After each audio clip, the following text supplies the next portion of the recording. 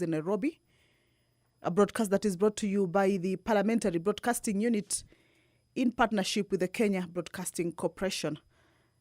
A warm welcome to you, and we are glad that you are joining us for these proceedings. Good morning. My name is Kamche Menza. Now, currently on your screens, that is inside the National Assembly chambers. I've spotted just a few members already inside. And we should be expecting to see more members making their way inside, of course, to get ready for the business that is lined up for consideration this morning. And also, in a few, we should be expecting the procession of the Speaker making its way into the chambers. So as we wait for that, we shall take a look at the business that is coming up for consideration this morning. Most of the key or the priority business that has been lined up for consideration include motions, as well as bills. A bill coming up for first reading includes the National Police Service Amendment Bill, National Assembly Bill number 39 of 2025 by Honorable Oku Kaunya, coming up for first reading this morning.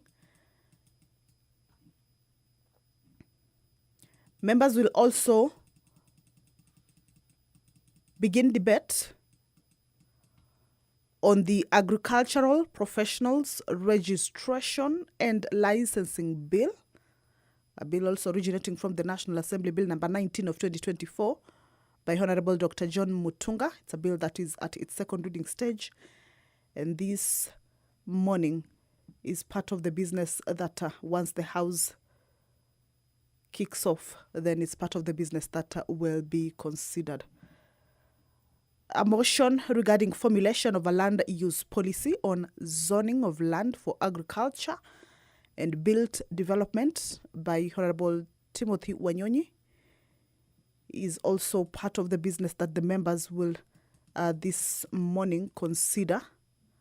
This is a bill that seeks to urge the government through the Ministry of Lands, Public Works, Housing and Urban Development to put in place a policy framework for effective land use in rural areas by consolidating and designating zones for built development for commercial and residential developments with shared public utilities and separate zones for agricultural use in order to arrest further diminishing of agricultural land and steady the country's agricultural productivity. That is the Deputy Speaker of the National Assembly, Honorable Gladys Boss, already inside the chambers to preside over this morning's sitting.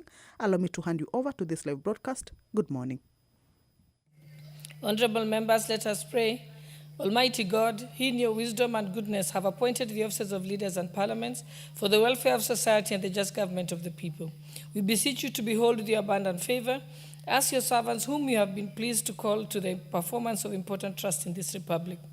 Let your blessings descend upon us here assembled, and grant that we treat and consider all matters that shall come under our deliberation in so just and faithful a manner as to promote your honor and glory, and to advance the peace, prosperity, and welfare of our country and of those whose interests you have committed to our charge. Amen.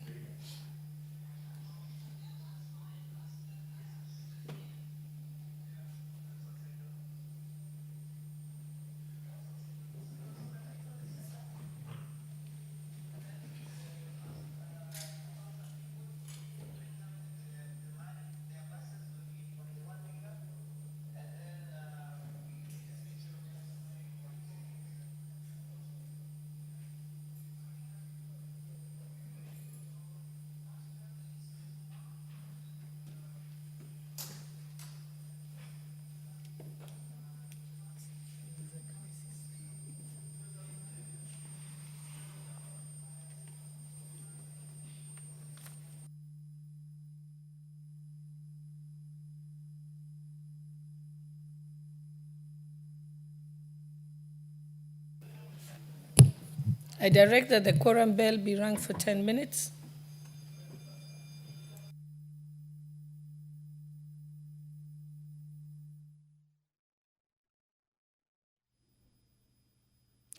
Well, the prayer has been said and the chair taken. That would mean that the House commences its business. However, due to a quorum hitch, that process has been interrupted, meaning that the House business will not commence yet until that quorum is instituted or raised. And the Speaker has directed that the quorum bell be rung for 10 minutes. This is as provided for in the House Standing Order number 34, just to give room for members who may be within the precincts of Parliament and perhaps running late to be able to hasten their steps and be able to join their colleagues inside the chamber. And most importantly, also enable the House raise that much needed quorum, of course, for it to be able to commence. Otherwise, if that quorum is not attained, other lapse of the first 10-minute quorum bell, a further 5-minute quorum bell will be on. But if the second round of the quorum bell lapses without the House having raised that quorum, then the House risks being adjourned. However, from the look of things at the entrance of the National Assembly chambers, we have seen a few more members making their way into the chambers. Remember, the Sergeant at Arms are also keeping tabs with the numbers. At least 50 members are needed to be inside the chamber for it to be deemed to have quorated. That is at the commencement of the House. And if, once that quorum is raised, then the business will, without any further delay, commence. Remember, the time allocated for the sitting is 9:30, so it's just 5 minutes into it. And we believe that quorum will be raised. And also, you will remember that this is just the second day after the National Assembly resumed from the long recess. So a full in-tray of business is awaiting the House to be able to dispense with as they conclude this fourth session, the third part of this fourth session in this calendar year. So we shall continue to take a look at the business that they will be transacting. Earlier on, I had indicated that motions form the bigger part of the business this morning. 3 motions. One was by the Honourable Member for Westlands, Honourable Timothy Wanyonyi, regarding formulation of a land use policy on zoning of land for agriculture and built development. The Honourable Member Charles Ngusia also has a motion regarding formulation of a reward scheme for accomplishments by sports persons in international competitions. And you will recall that Tuesday afternoon sittings, the Speaker, of course, led the House in the congratulatory messages to the athletes who represented the Kenyan government or the Republic of Kenya in Tokyo on the sports, and the members hailed the achievements and the stellar performance that the sportsmen and women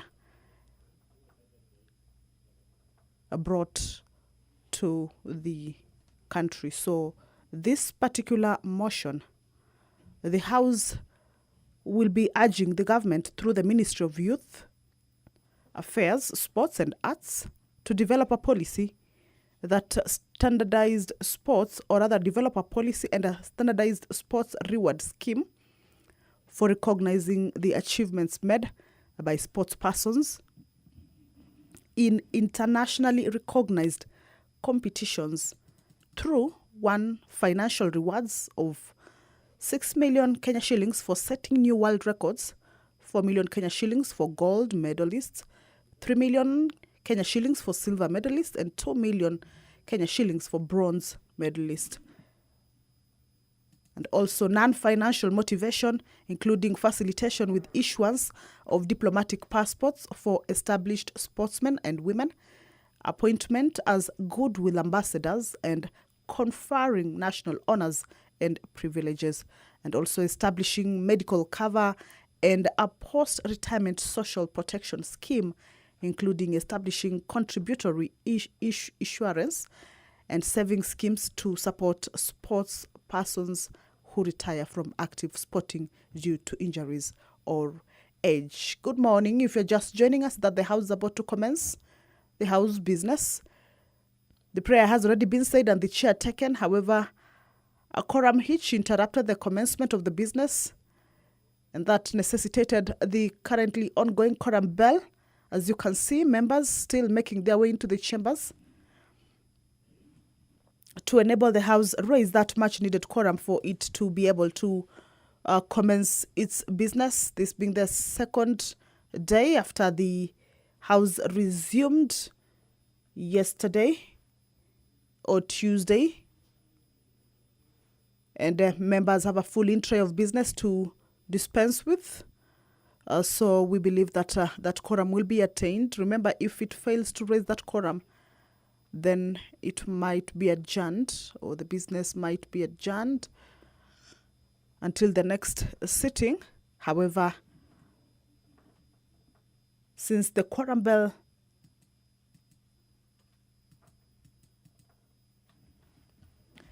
we have seen at least more members making their way into the chambers, and we believe that that number is about to be raised. Once that quorum is raised, then the sergeant at arms, as is the tradition, shall see them raise a white paper or also alert the clerk and the speaker that the quorum has been raised for the business to be able to commence. The third motion that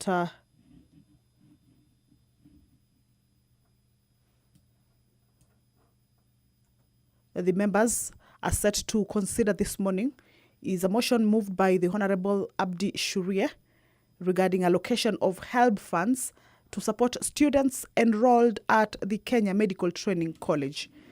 The motion regarding allocation of HELB funds to support students enrolled at the Kenya Medical Training College, a motion that seeks the House to resolve that the government, through the Ministry of Education, facilitates issuance of HELB loans to students at the Kenya Medical Training College, and if no funds are appropriated for this exercise, approval is hereby granted for the National Treasury to release funds amounting to not less than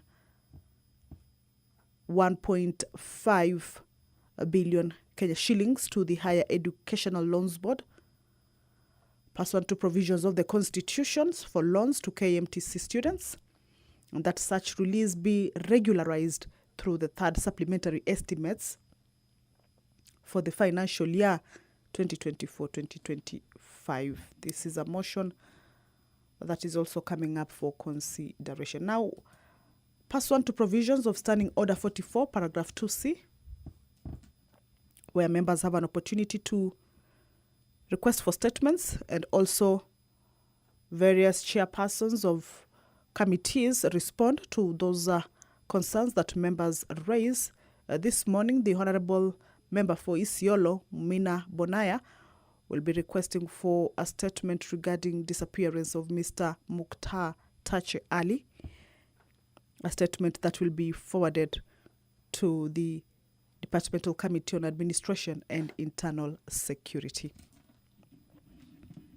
Now, once these statements are requested, the committees have a chance to go through and inquire on some of the issues that have been raised by the members.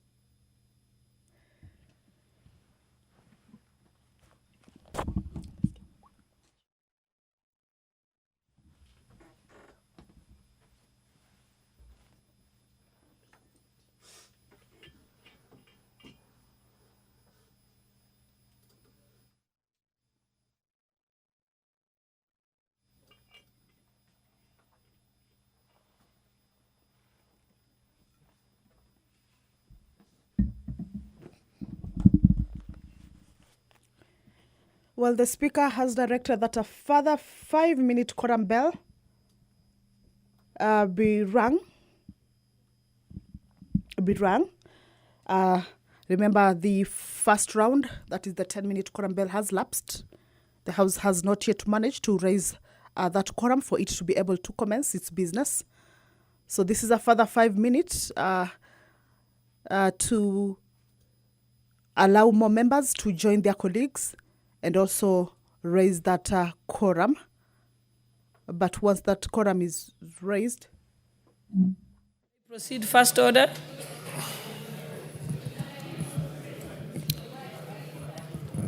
Order number 1, administration of oath. Order number 2, communication from the chair. Order number 3, messages.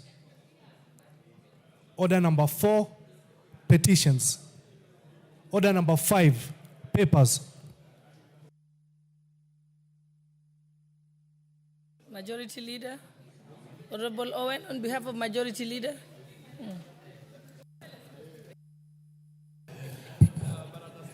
Thank you very much, Honorable Speaker. Honorable Speaker, this morning I beg to lay the following papers on the table of the House today, Wednesday, September 24th, 2025, in this morning's sitting. 1. Legal notice number 160 of 2025 relating to the Wildlife Conservation and Management Access, Entry and Conservation Fees Regulations 2025, and the following accompanying documents from the Ministry of Tourism and Wildlife. A. The explanatory memorandum. B. The regulatory impact statement, RIS. The Cabinet Secretary's compliance certificate. D. Public participation report. E. Validation report. F. Tripartite stakeholders meeting report. G. Pricing study. And H. Notice of publication and RIS and public participation of the Wildlife Conservation and Management Access, Entry and Conservation Fees Regulations 2025. 2.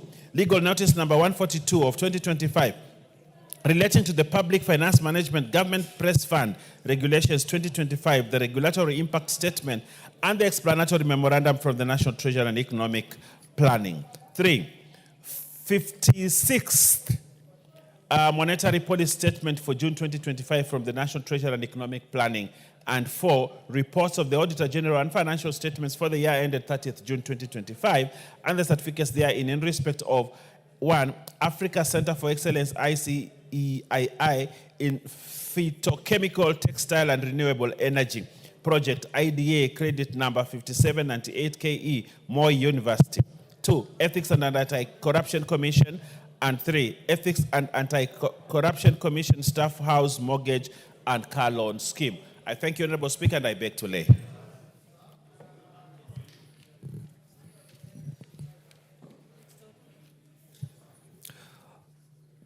Order number 6, notices of motion.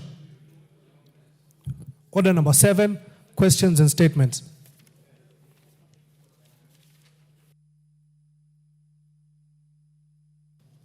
It's request for statement by the Honorable Member for Isiolo, Honorable Bonaya. Are you ready? Yeah. Okay. Thank you, Madam Speaker. Honorable Speaker, pursuant to Standing Order 44-2C, I rise to request for a statement from the Chairperson of the Departmental Committee on Administration and Internal Security regarding the disappearance of Mr. Mukhtar Tache Ali. Honorable Speaker, Mr. Mukhtar Tache Ali of ID number 2591-7271 was reportedly abducted together with 3 other individuals near 19 Coins Hotel on Friday, 6th July 2024 under unclear circumstances. The incident was reported at Isiolo Police Station on the same day under occurrence book number 44/06/07/2024. However, his whereabouts remain unknown to date, a situation that has caused immense distress to his family and the broader community, especially given that the other 3 persons were later released and reunited with their kin. The inordinate delay by the security agencies to trace Mr. Mukhtar and reunite him with his family or charge him in a court of law in case of any offense committed raises concerns about his safety. Honorable Speaker, it is against this backdrop that I request for a statement from the chairperson of the Departmental Committee on Administration and Internal Security on the following. 1, a comprehensive report on the circumstances leading to the disappearance of Mr. Mukhtar Tache Ali and efforts made to establish his whereabouts and ensure his safe reunion with his family. And 2, the measures being taken to address the increasing cases of abductions and enforced disappearances in the country, and to ensure accountability for individuals or entities found culpable. I thank you, Honorable Speaker. On Departmental Committee on Administration and Internal Security, Honorable Tongoyo, how long will you get the response for her? Thank you, Madam Speaker. I will ask that get 2 weeks to respond, but considering the sensitivity of the matter, considering there's a Kenya who is missing, allow me to do an interim response next week, Thursday. Okay. Yeah, as we wait for a comprehensive response in 2 weeks' time. Okay. Yes, what's your point of order?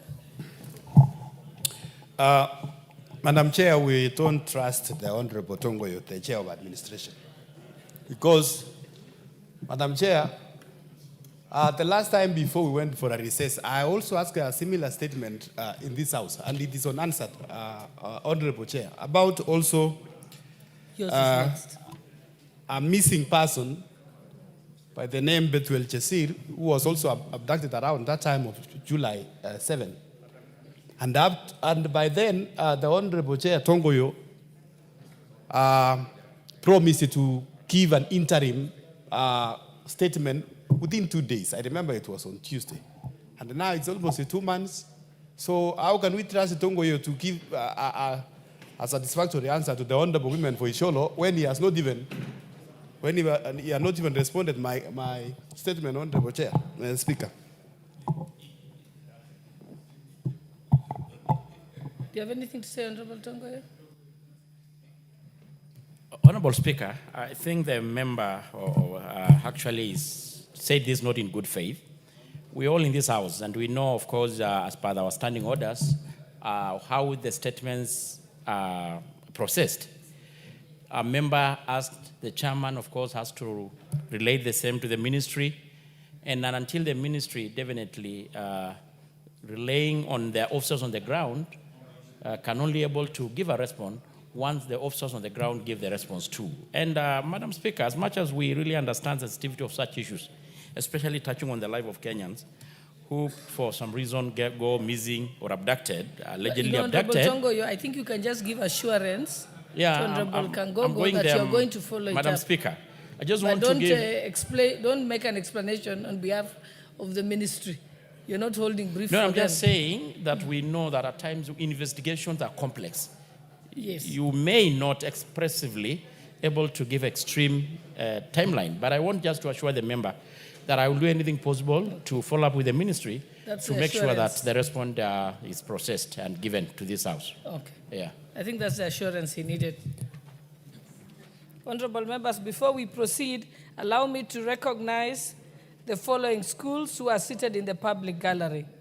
Christ the King Secondary School from Tarbo Constituency, Wasingishu County. And then Maxwell Preparatory School, Secondary School from Dagoretti North Constituency, Nairobi County. And lastly, we have Cardinal Otunga High School from Kitutu Churches South Constituency, Kisii County.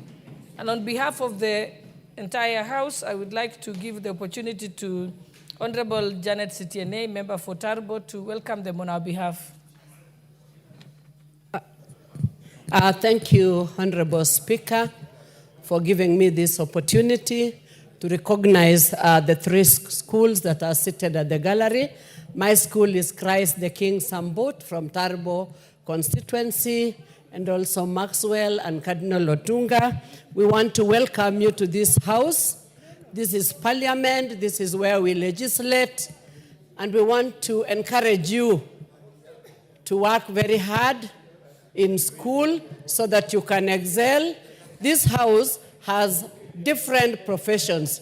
We have doctors, we have teachers, we have lawyers, we have auditors, we have all sorts of professions in this house. So we encourage you that as you work hard, you may desire to come to this house another time. So we want to wish you very well at this time when you are going to exams, that we want to wish all the schools very well in your forthcoming exams, that you may excel and move on to the next level. And may God bless you. Thank you very much, Honorable Speaker, for giving me that opportunity.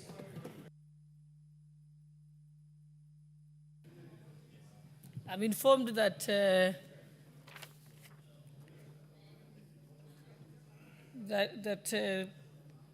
yes, who was it? Oh yes, you're the one who was from who went to school in Cardinal Otunga. I'll give you a chance to say something before we proceed. Madam Speaker, thank you very much. I also want to join Honorable Sitiene of Tarbo in welcoming the students. And in particular, I've learned that there is Cardinal Otunga High School here. Then that was the school to which I went. And I am quite excited to see that they still wear the uniform that we wore. And Madam Speaker, that was a very, very important school during our times. And I believe that it has lived through history as a school that mentors people, not just academically, but also in terms of religion and discipline. I want to urge the students of Cardinal Otunga who are here, although I've not been there for many years and I'll pay a visit soon, that the sky is no longer the limit. Please observe what goes on here. Some of you may end up being here one day, but there are very many other people from Cardinal Otunga who are working within the economy of Kenya, and I want to encourage you to be one of them in future. Thank you very much. Thank you. Next, we have statements that had been requested from the Committee on Education. And I think the Vice Chair is not here yet. So I think we can reorder the order paper.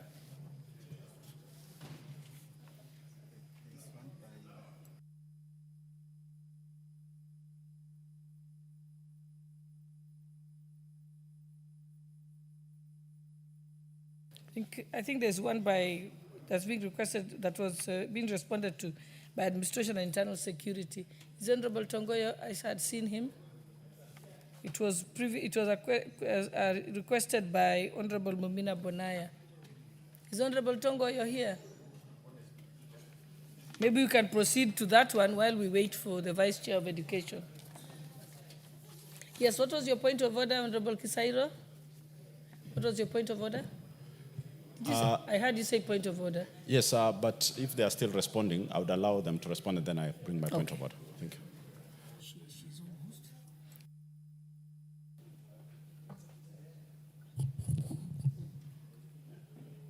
What was it?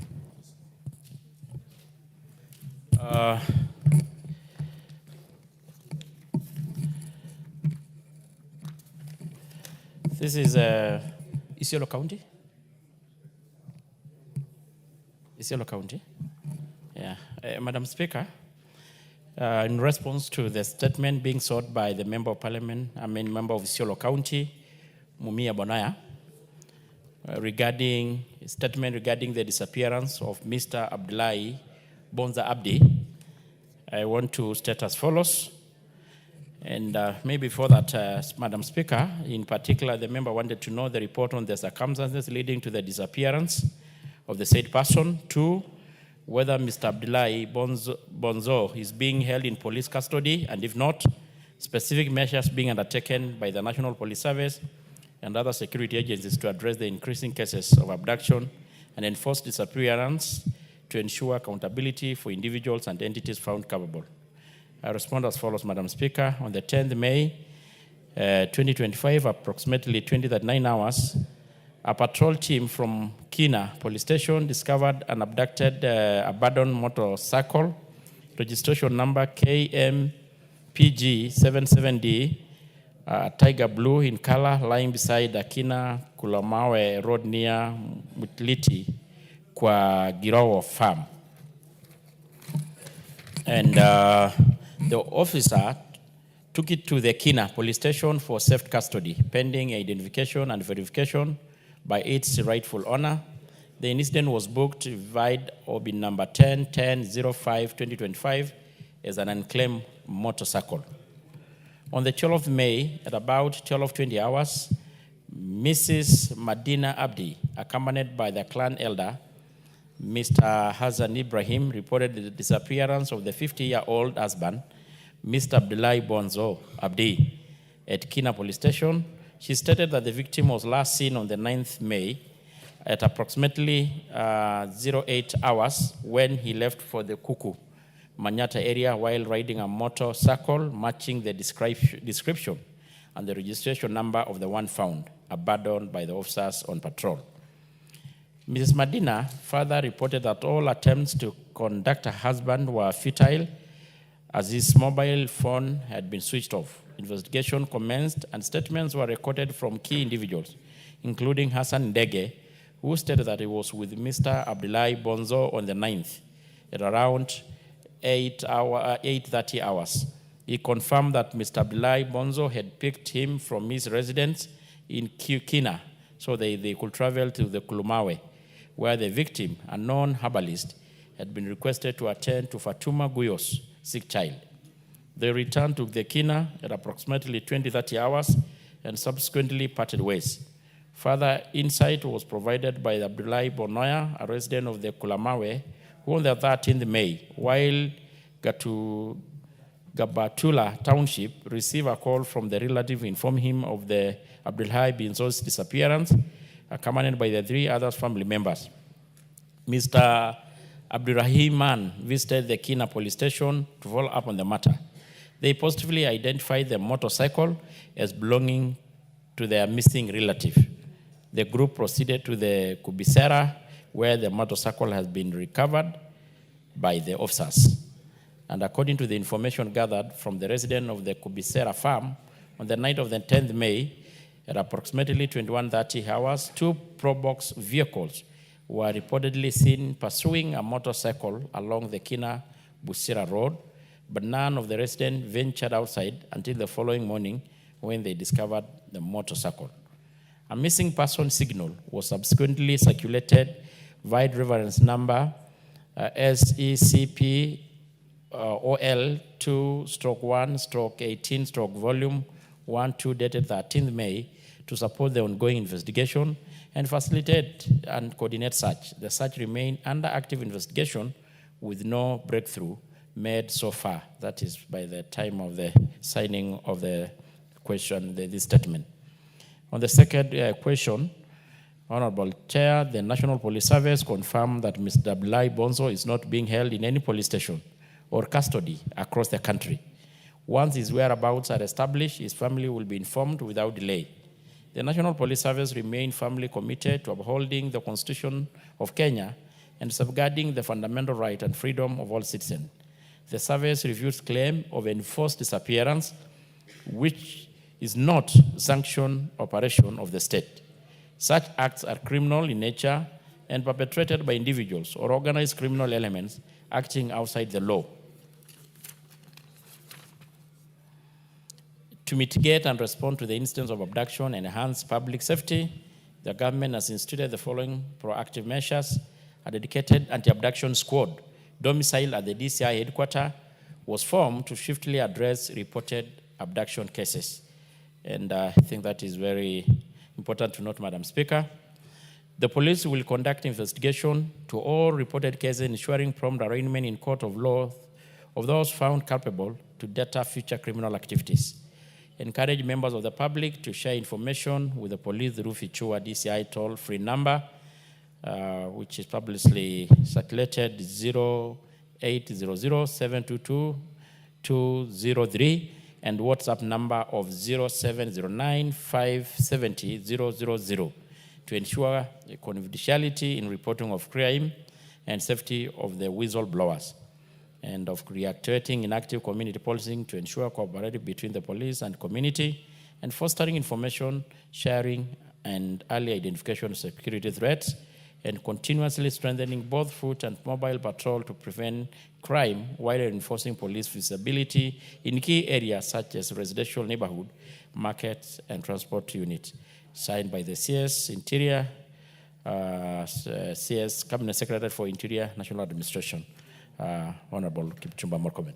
I submit, Madam Speaker. Thank you, Honorable Mumina. Do you want to respond? Do you have anything to add? Thank you, Honorable Speaker. Honorable Speaker, while I appreciate the response that has been given, I must state my dissatisfaction as it does not fully address the specific concerns raised. Honorable Speaker, Constitution under Article 153(3) expressly requires Cabinet Secretaries to provide Parliament with full and satisfactory explanation on matters within their mandate. Likewise, Standing Order 44(2)(c) demands that statements sought by members be factual, clear, and comprehensive. Honorable Speaker, the response before us falls short of these requirements, and in the interest of accountability to the House and to the people we represent, I urge that responsible ministry or agency be directed to furnish a more adequate reply. Honorable Speaker, on these matters specifically, because this is not the only abduction case I've reported here, asking for a statement, I think this morning I had another one, of which I know very well the answers will be the same. Next time the chair will be standing there to respond, he will still tell us that the government has no idea where these people are. So, Chair, for this case of Abdullahi Bonso, I'm sad to report to you that because of the depression that the family is undergoing, he recently lost a brother affected by this matter. As I stand here, the mother is sickly due to the depression that has been caused by this case. This Abdullahi Bonso is a husband of three women, father of over 13 children. He was the sole breadwinner. You can imagine the trauma. You can imagine the trouble the family is undergoing. And I want to say here, from the experience we've had in the past with the abduction cases, there's no case the government is not aware. They are fully involved, they are fully aware, and I honestly request the chair to give us factual, clear, and responsible answer on these cases of abduction. You can't always stand here and tell us you have no idea where these people are. Kindly, we are representing people who are expecting factual answers from us, and government should respond to that. Thank you, Honorable Speaker. Yes, Honorable Owen, what's your point of order? Thank you, Honorable Speaker. Honorable Speaker, I appreciate the response coming from the Honorable Member of Parliament. And my advice, Honorable Speaker, is that sometimes statements, our chairs have no control, so much control on statements. And these statements are generated by cabinet secretaries and they come to this chamber and the chairs have to read as they are. And probably the responsibility that is alluded by my lady here may not be on the part of the chair. Chairman Tongoyo is a very good man, and he means well. And he's one of the finest we've ever had as a chair of that committee, one of the finest. And when you have issues, when he has read a statement, probably you may need to dissociate him from the content of the statement. But my advice is that probably the honorable member needs to bring a question instead of requesting a statement. The good thing about a question is that now we can have the cabinet secretary here himself, and we can actually tell him the things that you have said to his face, so that he knows that he needs to be accountable to Parliament. Because sometimes when these responses are brought, probably it's just a junior officer who has done the response. And it comes here and we read it to you and you think this chairman is just playing ping pong and is not really helping you. Okay, but thank you. my advice, Honorable Chair, is that she brings a question and we will force the cabinet secretary to come to this house to actually respond to that. Thank you. Honorable Tongoyo. Thank you, Madam Speaker. I think really I'm much in support of what the Leader of Majority has said, because as I earlier said, we all know how, of course, the difference between the statement and the question. The questions, at least you have the opportunity and the privilege of interrogating the CS when he's physically present. Having said this, Madam Speaker, I will still also want to challenge the colleague member here and others that we also stop by making insinuation that any disappearance, any missing person is always must be known by the police officers. It's not true. It's not always true. As actually indicated and well stated in the statement, and Madam Speaker, that the National Police Service remain firmly committed to upholding the Constitution of Kenya and safeguarding the fundamental right of freedom of all citizens, to include never to do abduction. The National Police Service don't do abduction. Criminal does abductions, not the police officers. So, but having said this, if we can rechannel and reframe the statement to a question, maybe the CS will be able to have an opportunity to be more interrogated. Thank you.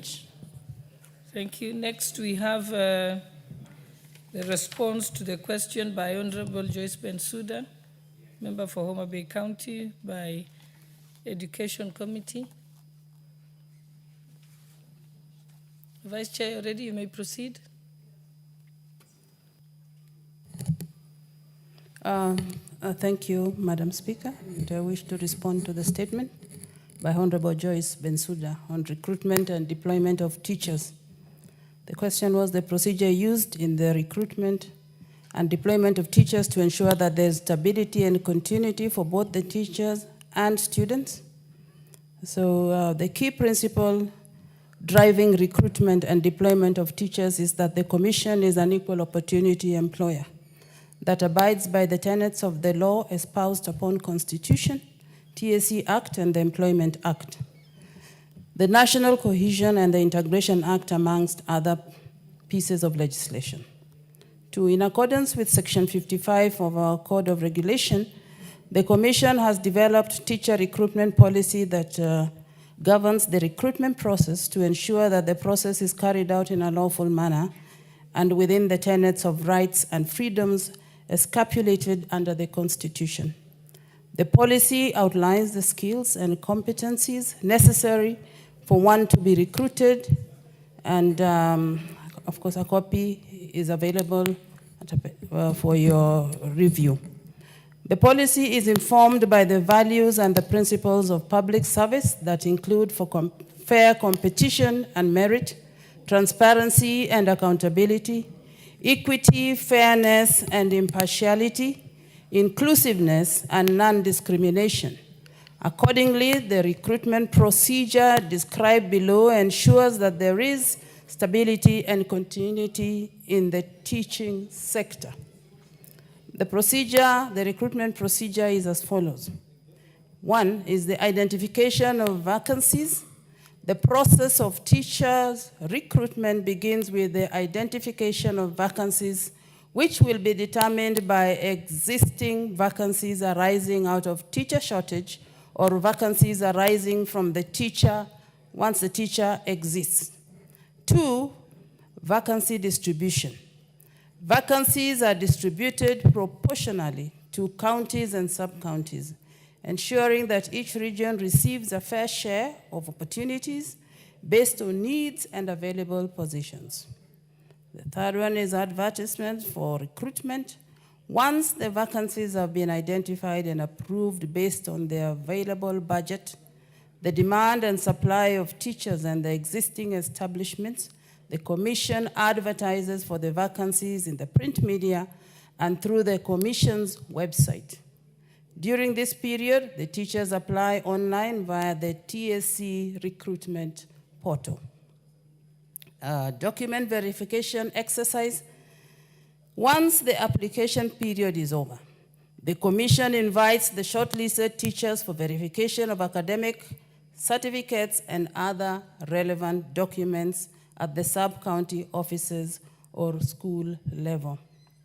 Then we have the decentralized interview process. Pursuant to Article 6.3 of the Constitution, and with an aim to improve service delivery to the grassroots level, interviews are conducted at the sub-county or school level, enabling access and regional representation. This approach facilitates wider participation from the candidates across all counties and minimizes logistical and financial barriers for applicants from remote areas.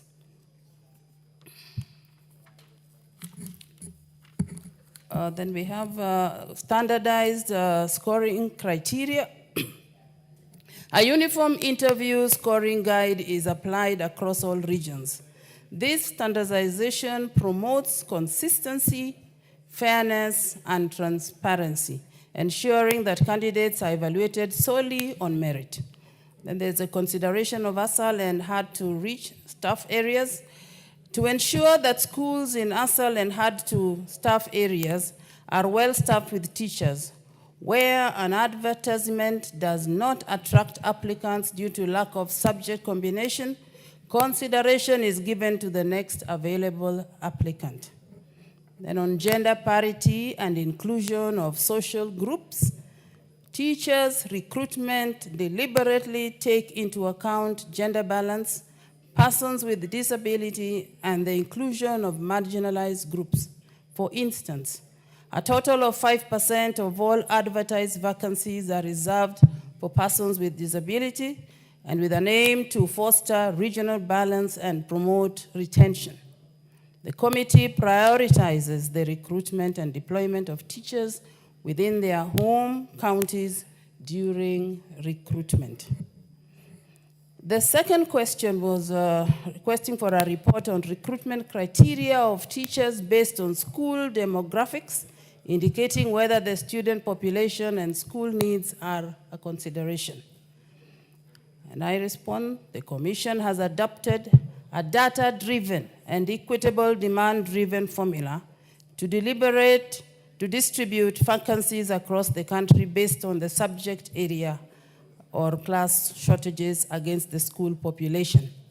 This method considers both student population and school needs as follows.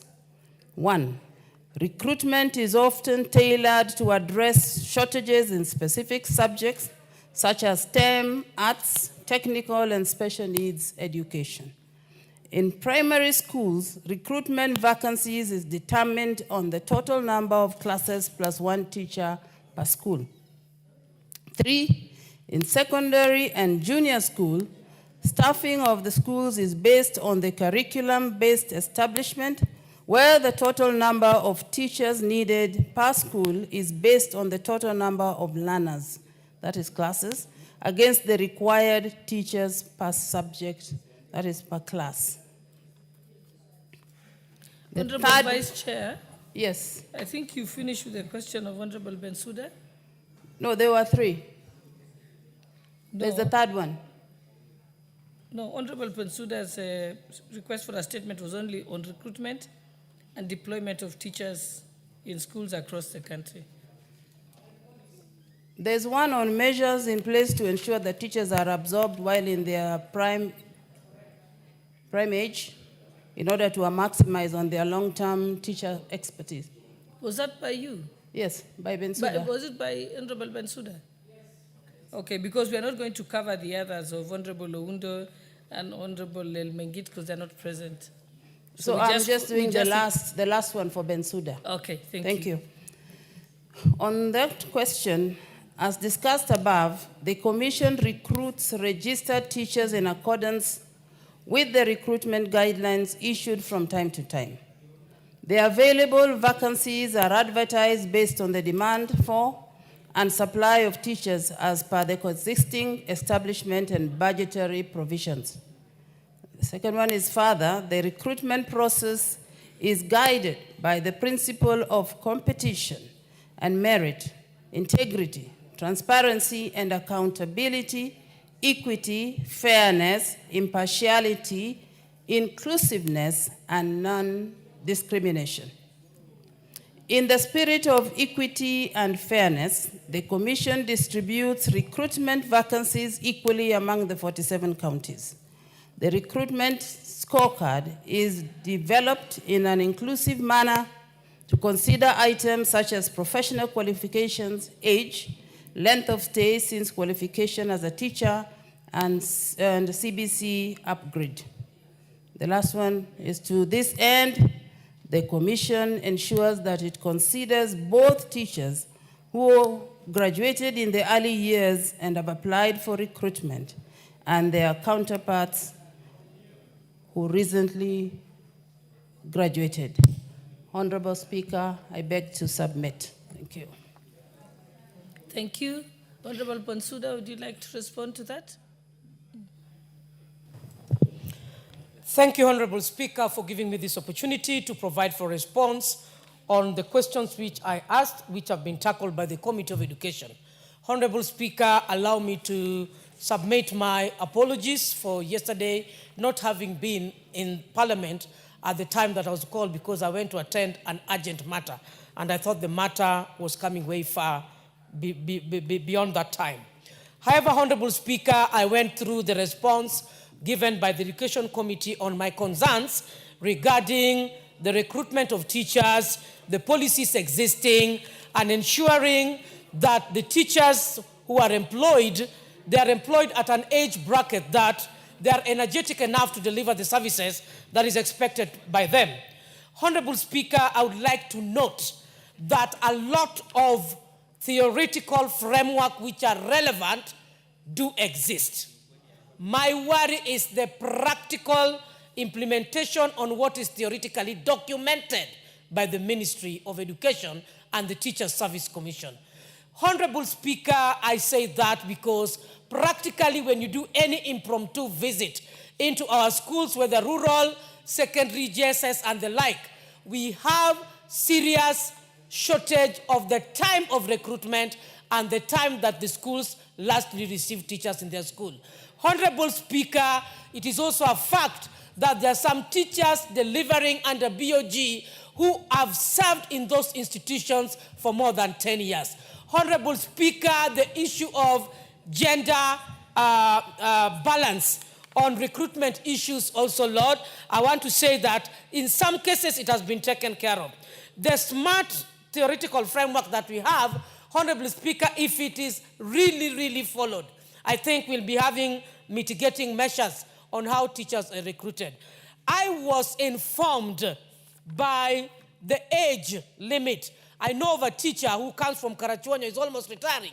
It is a concern that has been in this house, the age limit that the teachers are recruited. I'm wondering at what point this teacher would be recruited.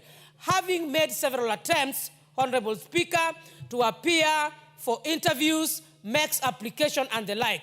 On that regard, Honorable Speaker, I would want to submit that I was fully not satisfied with how they have demystified the policy guideline on how recruitment reports are done and balancing.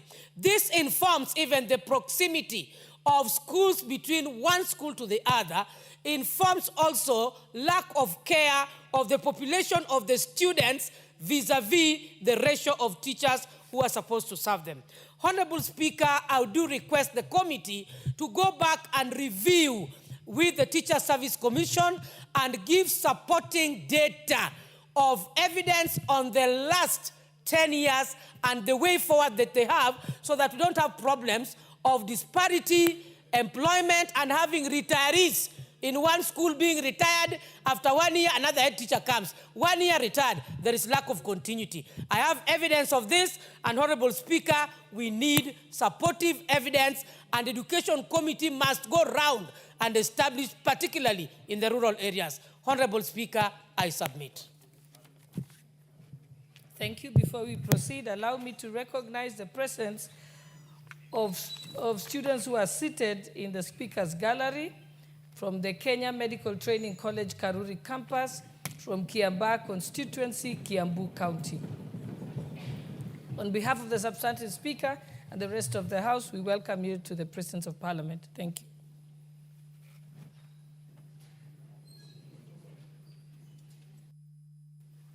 What's your point of order? Member for Kitutu Masaba. Thank you, Honorable Speaker. First, I have two issues. The first one is I had sought for a statement of delayed remittance for SHA for a child, Agnes Nyanchoka, who was stuck in India for some days. Honorable Speaker, I have not gotten that response, despite me having been promised that response was to come within 1 week. This has led that the family had to go Honorable looking for Member, loans. why don't we, I thought you were following up on the question of on the statement of Honorable Bensouda. No, I So thought why don't we Bensouda let was us done. finish that? I only All let right. you on that before you can, can give you an opportunity. Yes, Vice Chairperson?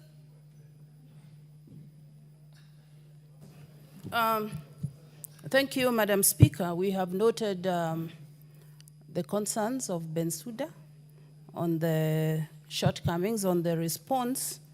But for her comfort, I wish to report here that the Education Committee has already requested for the data of all these schools, one, on all the teachers who are over 45 years. We want to see how many they are so that we can commit a budget in the next budget cycle, if it is possible. Two, TSC has also accepted, because we have discussed this matter, and anybody who is even 59 can be recruited. Doesn't mean that they will not be recruited. They will be recruited even at 59, and I know that it is not the right thing to do, but we are there and we have agreed that they recruit even if you're 58 or 59. For the rest of the data that you have requested, we have noted, and in the next meeting we should be able to communicate and bring you back to the committee for discussion. Thank you. I think, Vice Chairperson, the concern that seems to come out clearly is that the cutoff recruitment age is 45. Many of them have approached 45. There is also the concern that there are people who graduated 2 years ago and have been recruited, and somebody who got their TSC number 15 years ago has not been recruited. I think that isn't that clear, Honorable Bensouda? So I think it's better that a specific question is asked on that particular issue. Okay, thank you. Chair, Speaker. Yes, Honorable Nyenze?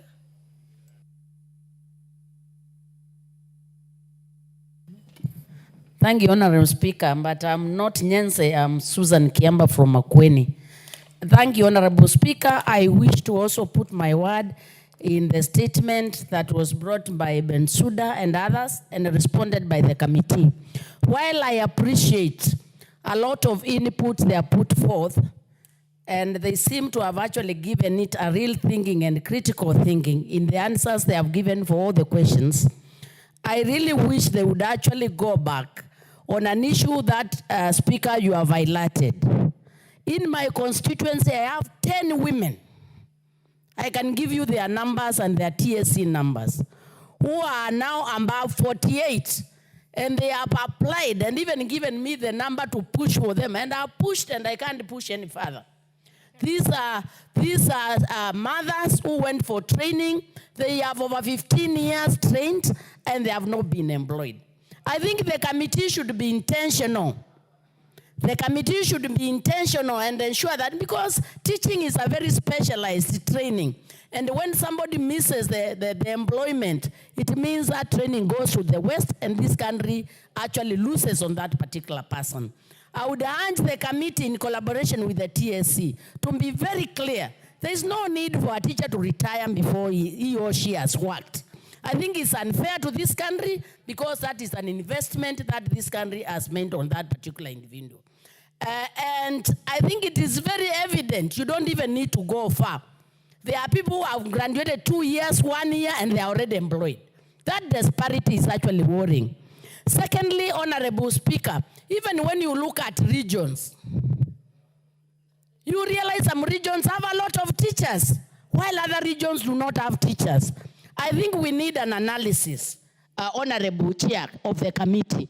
We need analysis to show us where is the gap, so that when employment opportunities come, we can have affirmative action.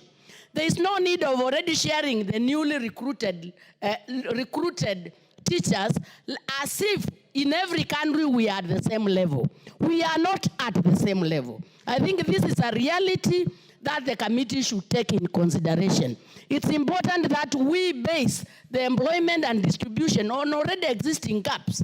There are some schools where you find that in a primary school, the BOM, the PTA are paying for 4 teachers. They have only 2 or 3 employed by the TSC. That is completely unfair because, Honorable Speaker, these are also taxpayers of this particular country, and that's actually hidden marginalization. I think the committee needs to give us clear data based on every constituency to see actually where the disparity is, so that when we employ, we also have intentionally addressed the inequalities.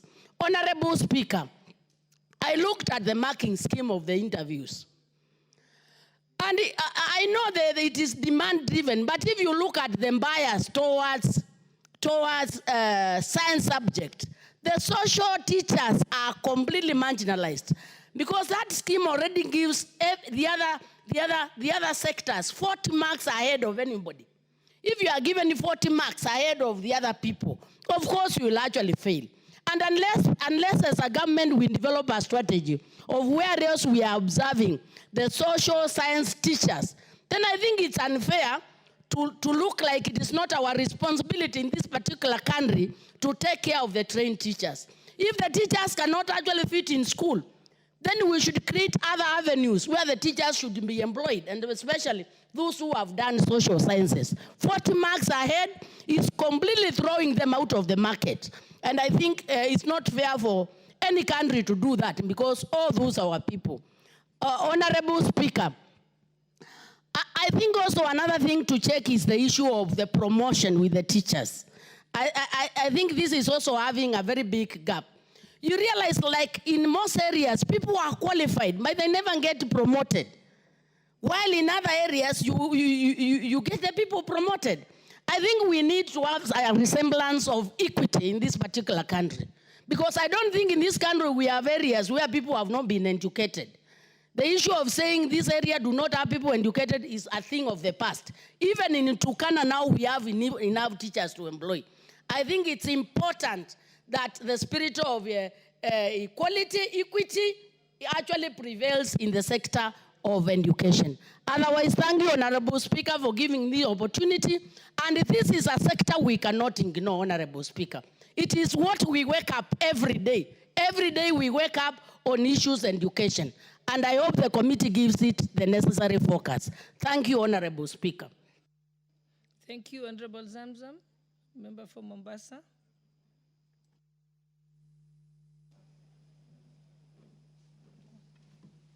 Asante sana Mheshimiwa Spika, na mimi niweze pia kuweza kumuunga mkono Mheshimiwa Bensouda kwa kuleta swala hili ndani ya bunge. Mheshimiwa Spika, Mheshimiwa Spika, ni dhahiri walimu wengi ambao wamesomea na wamesha graduate, wamepata vibali vyao miaka mingi sana, wamekaa bila kupata kazi Mheshimiwa Spika, wakati wenzao wa nyuma, wadogo zao wamekuja nyuma na wamepata nafasi ya kufanya kazi Mheshimiwa Spika. Na Mheshimiwa Spika, sio nafasi ya kazi tu, hata wale ambao wako kazini Mheshimiwa Spika, wakati mwingine unapata mwalimu amekaa miaka 14, miaka 15, miaka 18, hata promotion pia hajapewa Mheshimiwa Spika. Kwa hiyo hali ya walimu katika taifa hili pia Mheshimiwa Spika ni ya kusikitisha, kwa sababu hawapati ile haki sawa. Na ikiwa itatokea hata masala ya promotion Mheshimiwa Spika, waangalie wale ambao wamefanya kazi yao vizuri na wamekaa muda mrefu, waweze pia wao kupewa promotion. Kama kuna mwalimu ambaye sasa ni deputy principal wa pale Shanzu Teachers College, amekaa miaka 15 Mheshimiwa Spika, yuko katika ile nafasi, wakati wenzake wanapewa promotion, yeye ameachwa pale na anafanya kazi nzuri Mheshimiwa Spika. Kwa hiyo Mheshimiwa Spika, mimi nataka kusema hizi nafasi za kazi zikitokea, ziwe zinaangaliwa wale ambao waliweza kugraduate mapema, kwa sababu mtu hata kama nimesikia Mheshimiwa katika kamati hii ya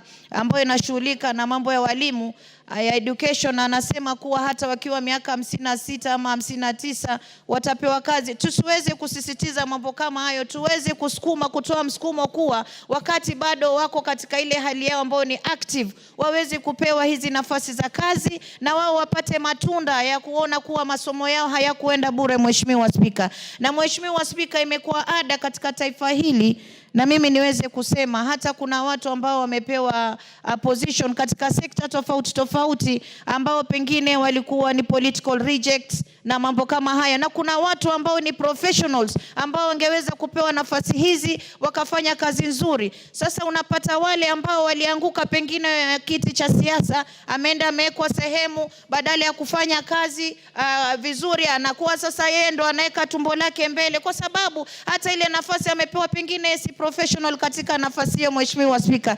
Kwa hiyo Mheshimiwa Spika, mimi nasema ikiwa Kenya tunataka kuipeleka mbele sawa, tuwapatie wale ambao ni professionals katika sekta tofauti waweze kuongoza, ndio waweze kusaidia rais hata kupeleka Kenya mbele. Lakini kwa walimu nasisitiza walimu wapewe nafasi sawa, ikiwa nafasi zinatokea wale walio graduate mapema wapewe hizo nafasi mapema, wale ambao wanafuatia waje kwa nyuma, Mheshimiwa Spika. Na ikitokea pia promotion, walimu waangaliwe, mtu ameserve ameimba na watoto darasani, Mheshimiwa Spika, amehakikisha mtoto ameshika kalamu paka amejua kuandika, amehakikisha mwanafunzi amepata masomo na amekuwa ni hata unapata yule mwanafunzi ambaye alimsomesha ameenda amepata kazi kubwa mbele yake, lakini yule mwalimu bado yuko katika ile position ambayo mwanafunzi alimwacha hapo, Mheshimiwa Spika. Inakuwa si haki kwa walimu, waweze kuangaliwa maslahi yao promotion ikitokea. Na si hao tu, hata polisi pia tunaona pia wengi pia wanalalamika, Mheshimiwa Spika,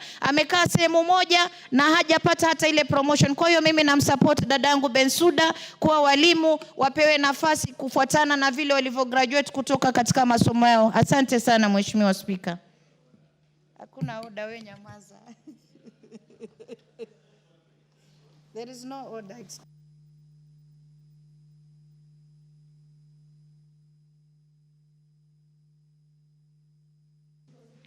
Thank you. That's a very interesting speech from the Honorable Zamzam. Yes, I want to come to my point of order. Honorable Speaker, you see, I want to say that there are no political rejects. And people who lose seats in Parliament are also professionals.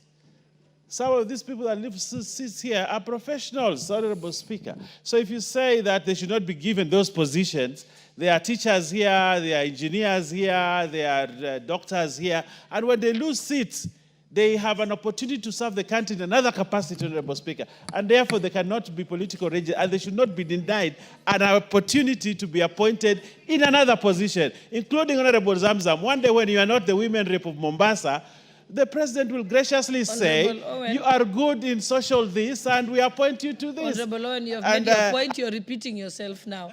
Let us proceed. Honorable Kibet Kimingoi, are you speaking on the same topic? Are you speaking on the same topic? No. Okay, then let's go to Honorable Marianne Kaitang, member for Aldai. Thank you, Honorable Speaker. I stand to support the statement by Honorable Bensouda on the teacher disparity. And one thing, Honorable Speaker, is that Article 10 of the Constitution of Kenya talks about issues about human dignity, equity. It talks about social justice, inclusiveness, and equality, and all the issues with regards to human rights. And when you look at the teacher disparity and distribution across this country, the employment of these teachers, you find that that part of the Constitution is actually being, is not being adhered to by those who recruit and those who distribute these teachers across the various schools in this country. I'll give you an example, Honorable Speaker.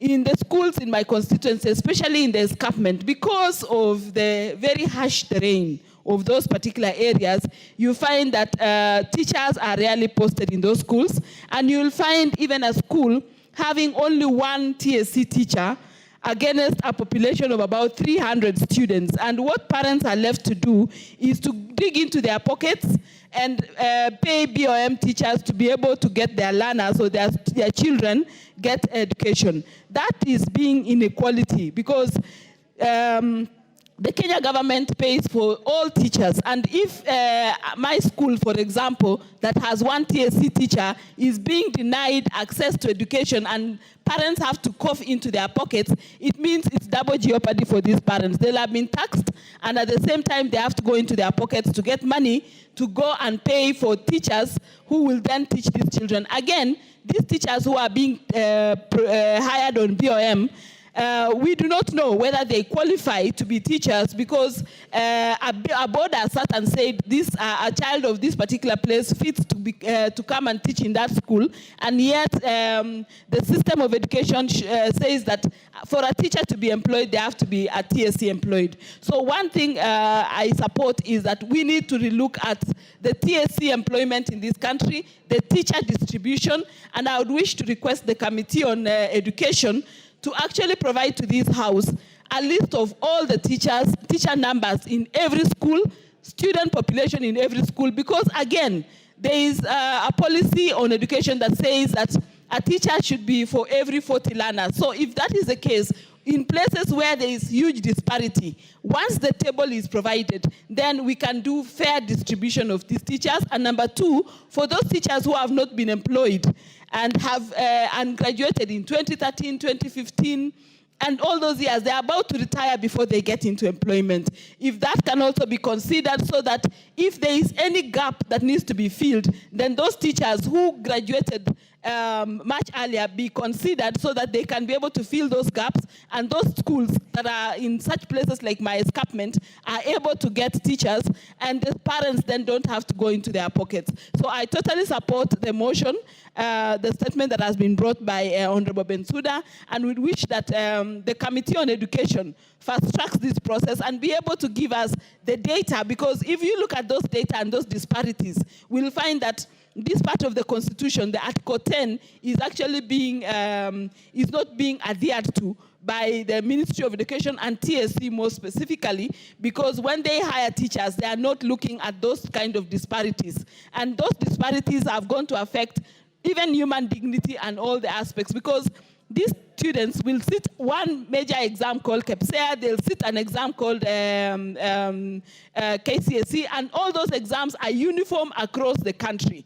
The school that has all TSC teachers vis-a-vis the school that has one TSC teacher, at the exam time, they will not be given a different exam saying, because you do not have this type of teachers, we do not get this type of education. And finally, when they get to employment, and when they get to the employment industry, you will find that these teachers who do not, these schools or students that do not have teachers get, they do not get opportunities to work because they do not get proper education or good education compared to the schools that had good, or the good number of teachers. So it is something that we need to all comply with the Constitution and give every part of this country equal distribution in terms of employment for teachers, in terms of distribution for those teachers who have been employed, so that all schools are equal. And we comply with our Constitution to ensure that no teacher is employed under BOM but under the TSC, because we all pay taxes, and all these taxes need to go into payment of salaries of these teachers, as opposed to parents going into their pockets to support education. I thank you, Honorable Speaker. Thank you very much. I allowed quite a big amount of time because I know this is a very important matter that touches on every part of the country. But I think what has come out clearly is there's definitely need to have the minister come here to respond to those specific questions and to, get suggestions on looking at the policy. So now we'll move to the next. You already made your point of order. It's been noted. Okay.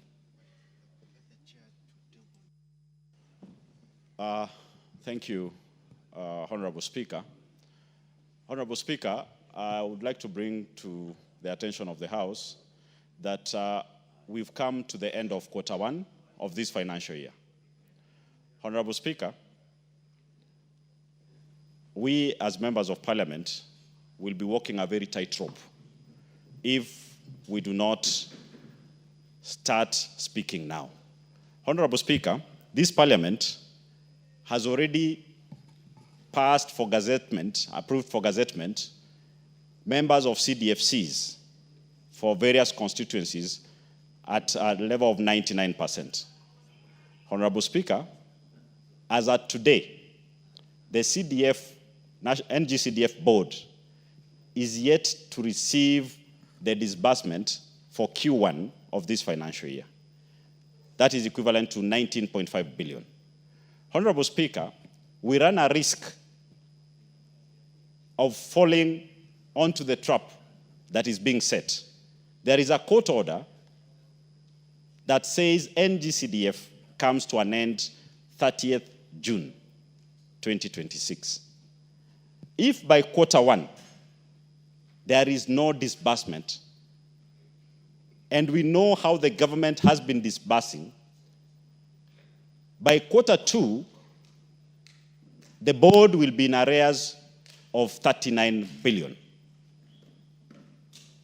Honorable Speaker, if members of parliament do not rise up and speak on behalf of the CDFCs to have this money received now so that we beat the deadline of the court order in completing all the projects before Honorable Gaisero, May. because you're raising it as a point of order and it seems to be a substantial point, why don't you raise it as a substantive statement?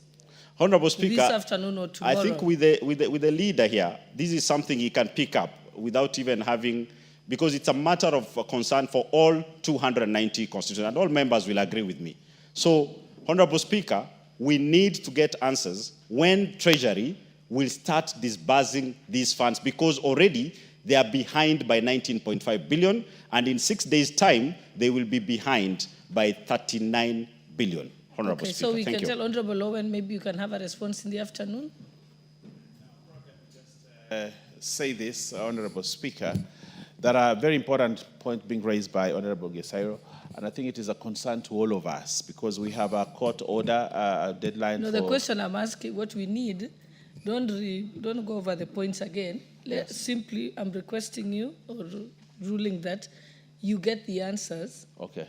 You can get in touch with the National Treasury and the board and then give a response in the afternoon. Much obliged, Honorable Speaker. I'll get in touch with Treasury so that we get a response in the afternoon. I'll do that. Thank you very much. Thank you.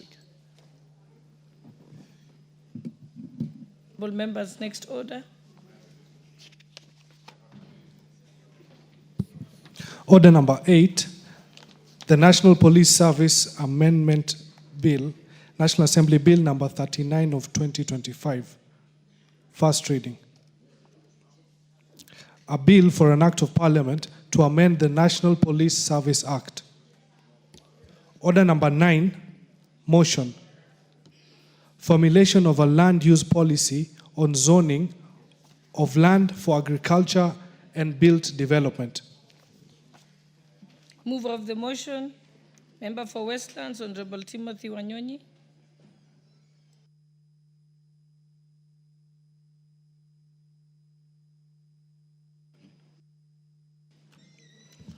Thank you, Madam Speaker, for giving me this time to move this motion, Madam Speaker. Madam Speaker, I beg to move the following motion, Madam Speaker, that aware that land is a critical but limited factor of protection that supports human habitation and food production.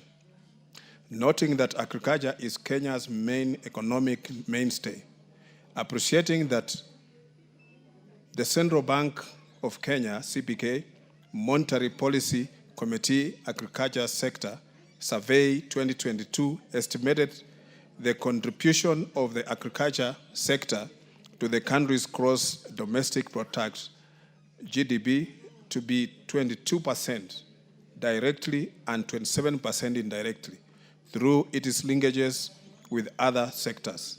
Further, appreciating that the survey showed that the sector employs over 40% of the Kenya's total population, concerned that in the Land Reform Volume 3 publication, the Kenya Land Alliance land estimated that only 17% of the country's land mass is classified as suitable for rain-fed agriculture land, while the remainder is either semi-arid or arid.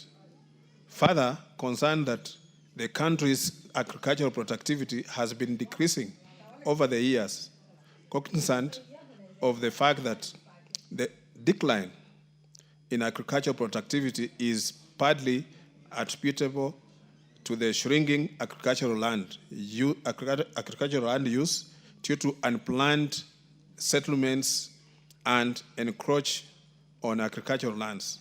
Further, concerned that agricultural lands in rural areas are continually being subdivided into small portions for build development, thereby diminishing the size of the land available for agriculture. Noting that there is need to put in place measures for effective land use in the country in order to guarantee optimal use of agriculture. Now, therefore, this House resolved that the government, through the Ministry of Lands, Public Works, Housing, Urban Development, puts in place a policy framework for effective land use in rural areas by consolidating and designating zones for build development, for commercial and residential developments with shared public utilities, and separate zones for agricultural use, in order to arrest further diminishing of agricultural land and steady the country's agricultural productivity. Madam Speaker, I beg to move. And Madam Speaker, this is informed by the way the country is progressing, Madam Speaker. We can see that areas that were mainly agricultural and most farms around, Madam Speaker, we've seen how they have been uprooting even coffee and other things, Madam Speaker, and then trying to build houses, Madam Speaker, for residential houses. Madam Speaker, I beg to move this motion that this House, Madam Speaker, this motion emphasizes the importance of sustainable land use in the environmental conservation as Article 69 of the Constitution of Kenya, which aligns with the objectives of this motion, Madam Speaker. Madam Speaker, I also want to say that lack of clear guidelines in to access land use, the use of land, Madam Speaker, are often recipe to conflict and violence. The motion seeks, Madam Speaker, to prevent land use conflict between agriculture and build-up development zoning land, so that, Madam Speaker, if this policy is put in place, there will be earmarked that the areas, Madam Speaker, that are designated for agriculture, and they'll never be disturbed, and they'll never be put to any other use other than agricultural use.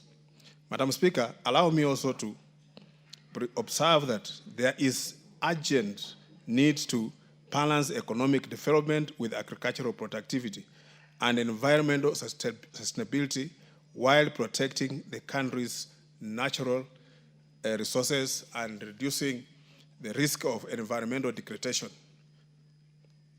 Honorable Speaker, this policy stands also to protect agricultural land, thereby increasing productivity while contributing to food security. The land use, Madam Speaker, policy will therefore guarantee the entire population has sustainable access to public spaces, public service, public institutions, and social amenities. Madam Speaker, this motion also calls for policy on collaboration between the relevant ministries, including, Madam Speaker, Ministry of Lands, Public Works, Housing and Urban Development, Environment, Climate Change and Forestry, Agriculture and Livestock Development, to develop the policy, Madam Speaker. Madam Speaker, this motion also loudly calls for engagement with the key stakeholders, including farmers, developers, and local communities, to ensure that the policy reflects their needs and aspirations. Land use policy should recognize the resources that are limited. Hence, Madam Speaker, the need to have a long-term vision, but also to prioritize actions to respond to immediate challenges. Madam Speaker, the riparian land and wetlands support water resources to sustain the healthy ecological environment. A policy in place, Madam Speaker, will ensure that riparian land is well documented and mapped out. We have seen that, Madam Speaker, especially in Nairobi here, that riparian land has been encroached and people have haphazardly engaged into development by, Madam Speaker, building on the waterways. And we've seen that when the rains come down, Madam Speaker, have caused so much havoc in the city and places where people are staying, Madam Speaker, you find houses filled with water and people displaced. This is because of this haphazard development, Madam Speaker. Honorable Speaker, if this motion is passed, it will ensure the identification and designation areas for agricultural use, including, Madam Speaker, residential, commercial, and industrial uses, protecting prime land from encroachment, Madam Speaker. Because, Madam Speaker, if we look at, especially in the rural areas, Madam Speaker, the land is being subdivided into smaller units, Madam Speaker, whereby it becomes economically not viable. Because many times, Madam Speaker, I remember some time back in India, the Prime Minister then, Indira Gandhi, Madam Speaker, came up with the agrarian revolution because of the population of India, and they needed to have sufficient food security. She came up with a system of model towns, Madam Speaker, where they moved people from the farms, those small farms, Madam Speaker, to stay in a model town where the government had developed and gave way for the land to be used for agriculture, and some for irrigation, and some, Madam Speaker, which was used for agriculture, and it has secured food security in India. And India, Madam Speaker, can even now feed itself and even export some of the food. And it's not that India is more arable than Kenya, but because of the policy that the government came up with, and they secured the food security for the citizens of that country, Madam Speaker. And I believe we can do the same, because we have seen countries like Israel, which are virtually a desert, Madam Speaker, but they have made very good use of their land. They have used irrigation and many others, and have secured themselves, Madam Speaker, that they don't suffer from any food shortages, Madam Speaker. We've seen in this country, Madam Speaker, the areas that are rain-fed, agriculture rain-fed. Madam Speaker, the land is being diminished because of these small subdivisions and making the land uneconomical. Honorable Speaker, integrating climate change in the land use and development planning will help identify and map disaster-prone areas, thus promoting land use practices that enhance climate resilience and reduce effective effects of climate change. A regulation on the same will ensure adequate financial resource allocation for implementation of climate change action plan and related activities. Madam, this is now the in thing across the world, Mr. Speaker, Madam Speaker, because now, because of the climate change, the effect of the climate change, Madam Speaker, is affecting so many things. We've seen that there are reports that the weather patterns have changed, Madam Speaker.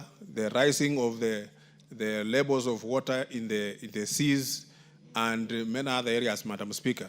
And also, you see the weather pattern now that was predictable, now is no longer predictable. You just find sometimes delays in the rains, or rains comes at the time that is not expected and causes a lot of havoc. So when we align this and make this policy to climate change, Madam Speaker, we shall secure ourselves and protect our environment. Honorable Speaker, the enactment of this policy will ensure that the environmental factors such as conservation of natural habitat and water services in the land use planning are considered. Honorable Speaker, the policy will also ensure public participation in the land use planning process to reflect the needs of the farmers and people in the ecosystem. Madam Speaker, public participation is a constitutional requirement, and Madam Speaker, when these things affect the people, we need to bring, Madam Speaker, to involve people so that they can give their views in this formulation of the policy, so that it is applied across the board and that it will be acceptable with everyone, Madam Speaker, and people can embrace it, because when we are going to secure land for agricultural use, Madam Speaker, it will improve our food security and also provide security for our people. Madam Speaker, I beg to move, and also, Madam Speaker, request the Honorable Julius Sunguli to second. Madam Speaker. Yes, Honorable Sunguli. Yeah, Madam Speaker, I am quite glad to second this important motion by our friend Honorable Tim Wanyonyi, because this motion, the purpose of this motion is actually to urge the government to put in place regulations, guidelines, and strategies to ensure the sustainable use of fertile land, especially that related to farming. Madam Speaker, I must begin by saying that in this country, there is actually no shortage of policy, especially policies that bear the title of land policies. There are quite a number that have been set up. The agricultural policy of 2021, the national land use policy, and many others that I could name. But the specific issue that the honorable member is raising here is about the use of land in Kenya in a manner that is not planned and in a manner that is becoming unsustainable in the long run, because fertile land is being used as places to build houses. And Madam Speaker, unless that issue is addressed, land is going to diminish, because we are one of those countries in the world where population is on the rise every day. And when population is rising, the demand for human habitat becomes important. And therefore, it becomes the responsibility of the government to make sure that in order to plan for future generations, we have to have land that is specifically zoned for agriculture and land that is prohibited for human habitat, and therefore to designate the kind of places where people can build their lands. This issue is actually more prominent in the rural areas. And those of us who represent rural constituencies know that places where there just used to be 5 elders now has very many children, and that land has been subdivided, and some of the young people have actually been allocated land very close to the river or quite in the middle of what used to be the farm, and that's where they have put their houses. And because of that, land has become very, very scarce. I come from a place which neighbors the Kisii area. And when we were growing up, an average person there owned about 10 acres. When he got 2 children, the land was divided into 5 acres each. And when those got children, the land was subdivided even further. Because of this, the land has been deteriorating. But what the government needs to do, Mr. Speaker, now, is to ensure that actually, apart from the policy that we set up, we look into the legal framework of our land use. One, there is now the one land law called the Land Act. But the title deed that we have there is one that gives you what you call absolute proprietorship. And I can see the honorable member from Murwadikir is not listening yet, is yet a new lawyer who needs to listen to older lawyers. The title deed that we produce in Kenya is called absolute proprietorship. It therefore gives you absolute power over your land with very, very few restrictions. And unless we temper this absolute proprietorship to make it possible for government to intervene on how you may not use your land, it's going to be a terrible thing, because people are going to do to their land whatever they are going to do with it, and they will not care whether the nation is going to produce food or whether future generations are going to use this land. And apart from just subdivision, there is another enemy of the use of land that is going to make food even less and less sustainable. In the constituency, for instance, that I come from, we have been actually net producers of food. We produce maize, we produce milk, we produce beans, but now there is a new rush to cash crop. And now everybody is growing sugarcane. A few years ago, the GTZ, which was a German company, a German NGO, mapped out the use of land in Transmara and said that this particular piece of land is good for animals. This particular piece of land is good for growing maize. This particular piece of land is good for this and that. Had we followed this blueprint that was placed by the GTZ, we would now be going ahead and producing food much better even than Kitale. But unfortunately, totally unguided, we have now rushed into the temptations of South Nyanza and other places and produced sugarcane, even in areas which are not sugarcane areas. The government must make a policy that will make sure that land is used for its purpose. Because whether we like it or not, if we try to force land to do what it cannot do, we will eventually collapse what it is already doing and collapse its future use. I think it is important that we go there, because you may forgive Kiambu for uprooting the coffee and placing real estate on their land. And that might be beneficial for people like us in the Rift Valley who are now embracing coffee. But if you do not get enough land on which will take over the responsibilities that used to be borne by Kiambu, we are no longer going to be proud as Kenya for being a coffee-growing area. So, Mr. Speaker, I wish to urge that the government makes a more serious policy backed by regulations, backed by legislation the policy that is going to make sure that the use of land is sustainable for production of food, is sustainable to maintain generations that we have now and generations that will come after us. Mr. Speaker, I beg to second.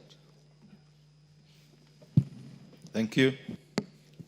Order, honorable members, I propose the motion that are aware that land is a critical but limited factor of production that supports human habitation and food production, noting that agriculture is Kenya's main economic mainstay, appreciating that the Central Bank of Kenya Monetary Policy Committee Agriculture Sector Survey 2022 estimated the contribution of the agriculture sector to the country's gross GDP to be 22% directly and 27% directly through its linkages and other sectors. Further, appreciating that the survey showed that the sector employs over 40% of the Kenya's total population, concerned that in the Land Reform Volume 3 publication, the Kenya Land Alliance land estimated that only 70% of country's land mass is classified as suitable for rain-fed agricultural land, while the remainder is either semi-arid or arid. Further concerned that the country's agricultural productivity has been decreasing over the years. Cognizant of the fact that the decline in agricultural productivity is partly attributable to the shrinking agricultural land due to unplanned settlements that encroach on agricultural lands. Further concerned that agricultural lands, Further concerned that agricultural lands in rural areas are continually being subdivided into small portions for bill development, thereby diminishing the size of the land available for agriculture, noting that there is need to put in place measures for effective land use in the country and in order to guarantee optimal use of agriculture.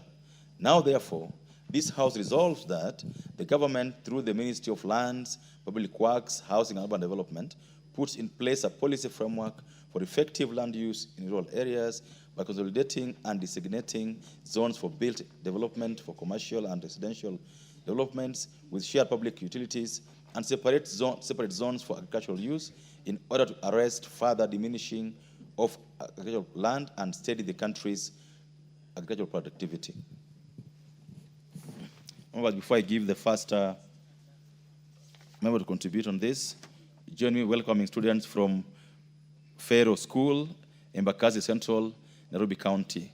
They are seated in the Speaker's Gallery and are welcome to our proceedings this morning. Thank you. The Honorable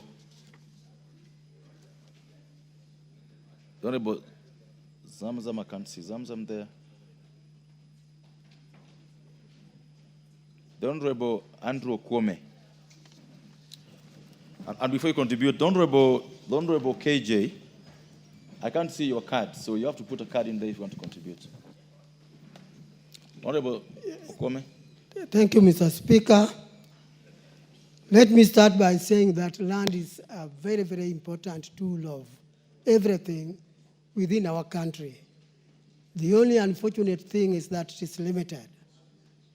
What we have is what we must use. And in order that we maximize benefit of use of land, we must do what is necessary for maximization.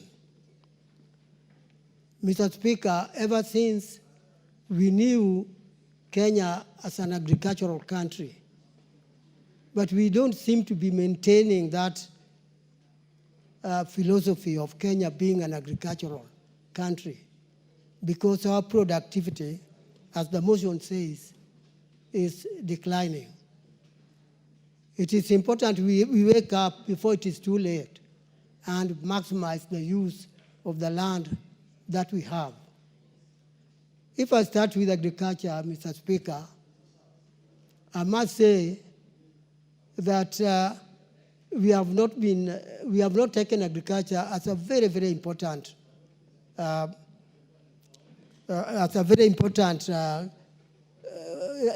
something very important for us to work on. Yet agriculture is responsible for our food, and it is responsible for various other cash earning.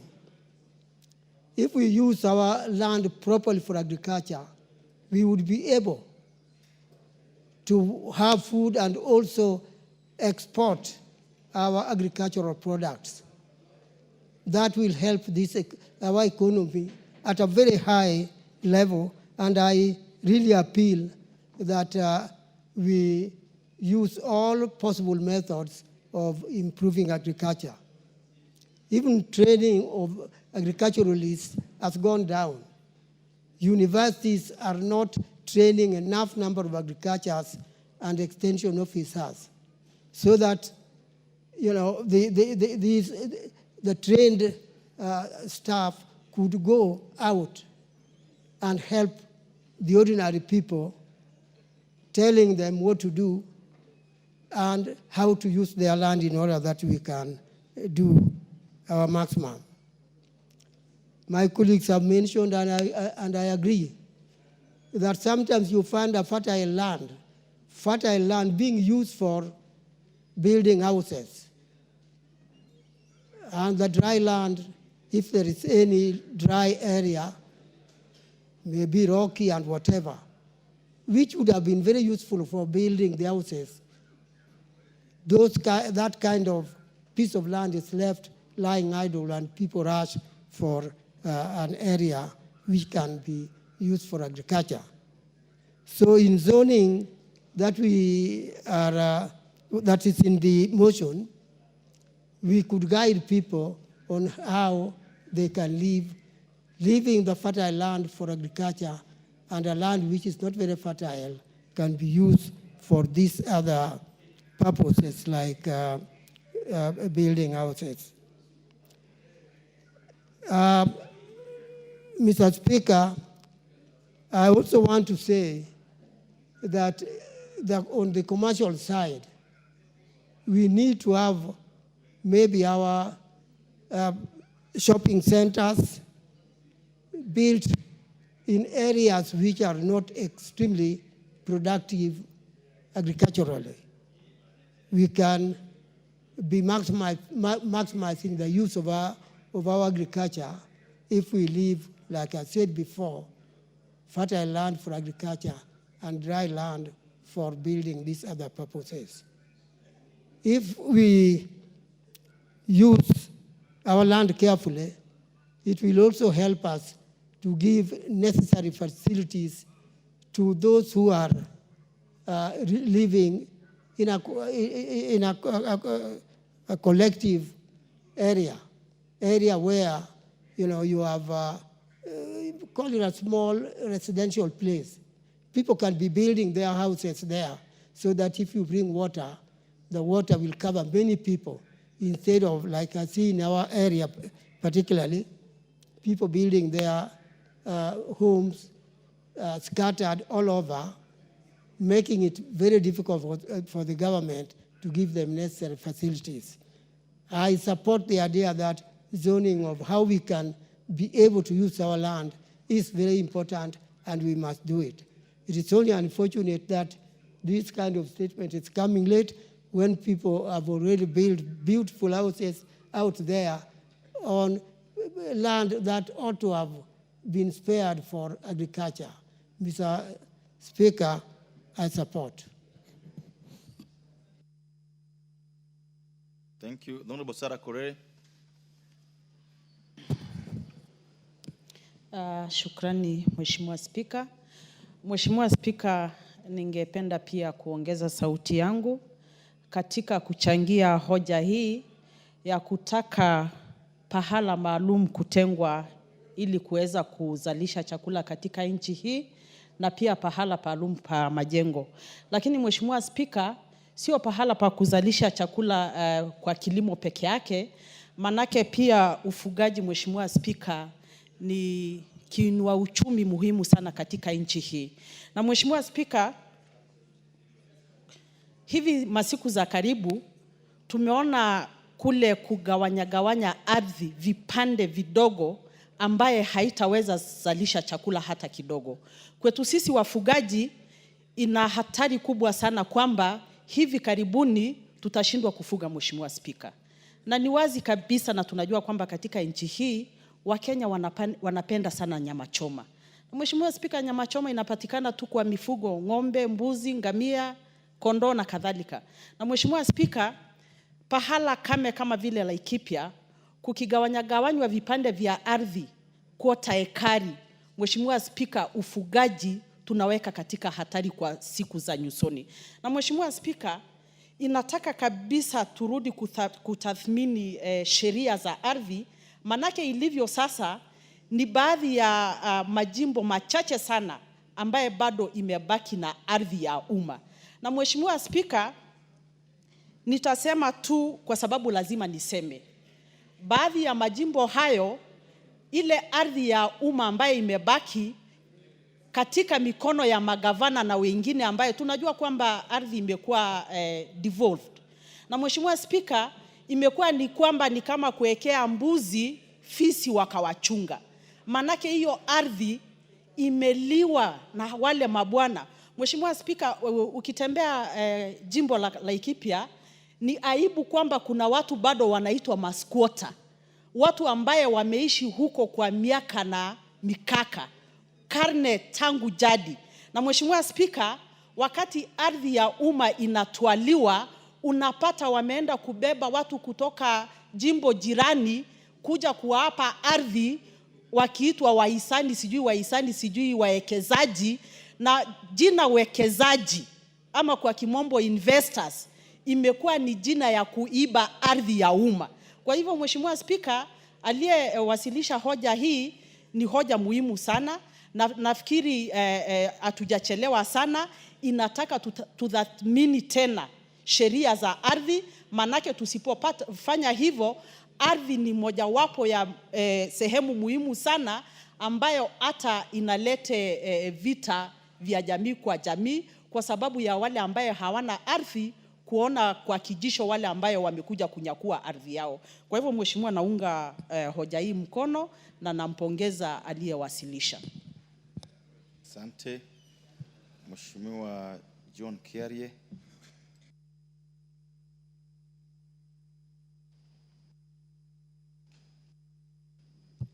Mr. Speaker, I thank you. I also want to congratulate my neighbor, the Honorable Timothy Wanyonyi, for bringing such a thought-provoking motion to this House. And Mr. Speaker, if there is anything important that we are going to discuss this morning, it must be Honorable Tim Wanyonyi's motion. The Honorable Tim Wanyonyi hails from a constituency called Westlands, neighboring Dagoretti South. The Westlands that we know today traditionally was part of the larger Dagoretti. And that Dagoretti belonged to a district called Kiambu. So that if you go to Honorable Tim Wanyonyi's constituency, you will find that the freehold lands that are in Westlands carry titles that are labeled Kiambu District. Kiambu District was traditionally an agricultural highlands, what was traditionally known as the White Highlands. The lands that had been grabbed from our people, that had traditionally been forested, traditional agricultural lands that belonged to the Agekoyo people who had migrated from south of Chania and come into these new lands that had traditionally been inhabited by the Adi and the Dorobo people. And over the years, these people who are migrating from the south of Chania were able to cross over to this side of Kiambu and establish agricultural lands that ended up being so productive that even the very ancient caravans that were coming all the way from Mombasa, going into the hinterlands in Uganda, would stop over in this very rich land for provisions, for food, for supplies from the farms. What this tells you, Honorable Speaker, is that areas like Kiambu have rich volcanic agricultural soil that is perfect for agriculture. But what does Kiambu look like today? Mr. Speaker, the people of Kiambu, out of need, out of urbanization, out of this globalization drive, have decided to uproot the crops that were in Kiambu so that they can plant houses to be harvesting rent. Today as we speak, places like Kiambu, the land there, the shambas, are not anything bigger than the size of a handkerchief, Mr. Speaker. To the extent that what is left for arable agricultural land is reducing by the day. Cultures are changing, Mr. Speaker. The Agekoyo people traditionally never used to bury. They used to do something called escorting. When someone got sick, you'd be escorted to the forest, and if you make it, you would come back. If you don't make it, well, the hyenas will dispose of your remains in the forest. And what would happen then is that there was that cyclic circle of life where instead of planting what we call tombstones and graves, as we are doing today, that land would still be usable. But today, if you go to a place like Kiambu, Mr. Speaker, you will find someone with a plot of land, 1/8 of an acre. They have their house there. But even more so, they have buried their forebearers, their grandfathers and their grandfathers' grandfathers, all in marked graves. So that in that one piece of acre, 1/8 piece of land, there is a house, there is a cemetery, a family cemetery, and very little is left for agricultural land. What the Honorable Tim Wanyonyi is asking us to do here today is to rationalize this very scarce resource called land. We have seen places, Mr. Speaker, where they're serious about agriculture. Places like Holland, Canada, Australia, where they have demarcated their lands for agriculture and organized their people into living areas where individuals are able, and families and communities are able to live in a designed area of land where they leave so much land for farming and for production. Mr. Speaker, if Kenya continues in the way that we are continuing, two things are going to happen. One, we are going to get rid of all arable agricultural land, meaning that we will have to be importing food. And secondly, Mr. Speaker, we are going to give rise to ghettos, informal living, where we are now starting to speak about issues of national security, where we confine our people to informal settlements that are not provided for in terms of urban planning, resourcing for water, for electricity, and all these other social goods. So, Mr. Speaker, I rise to support the Honorable Tim Wanyonyi, and I am praying that his motion on the formulation of a land use policy on zoning of land for agricultural and built development is going to be escalated to a piece of legislation which we are able to push. And Mr. Speaker, for us to get this legislation, we must also urge the executive to come up with a policy, Mr. Speaker, so that we are not doing legislation before the policy. So, Mr. Speaker, I have to say that Honorable Tim Wanyonyi has pricked us at a time when, if we do not make changes and keep kicking the can down the road, the dangers are clear. Mr. Speaker, our country is a net importer. To reverse this country to be able to be exporting, we have to start with what we have in our hand. And what we have is agriculture, Mr. Speaker. We must consider how our agriculture is going to be meaningful, not only for food production, but also for value addition.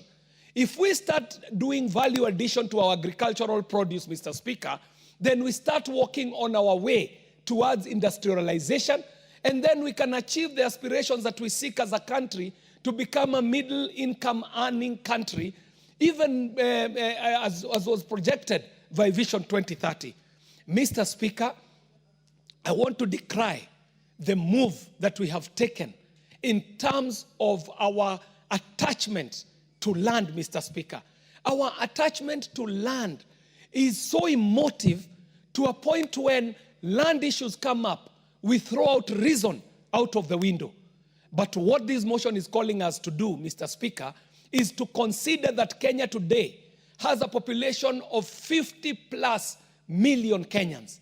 These 50 plus million Kenyans need places to live, but for them to live the quality of life we would want them to live, they will also need land for farming, for agriculture, for crop growing, and for animal husbandry.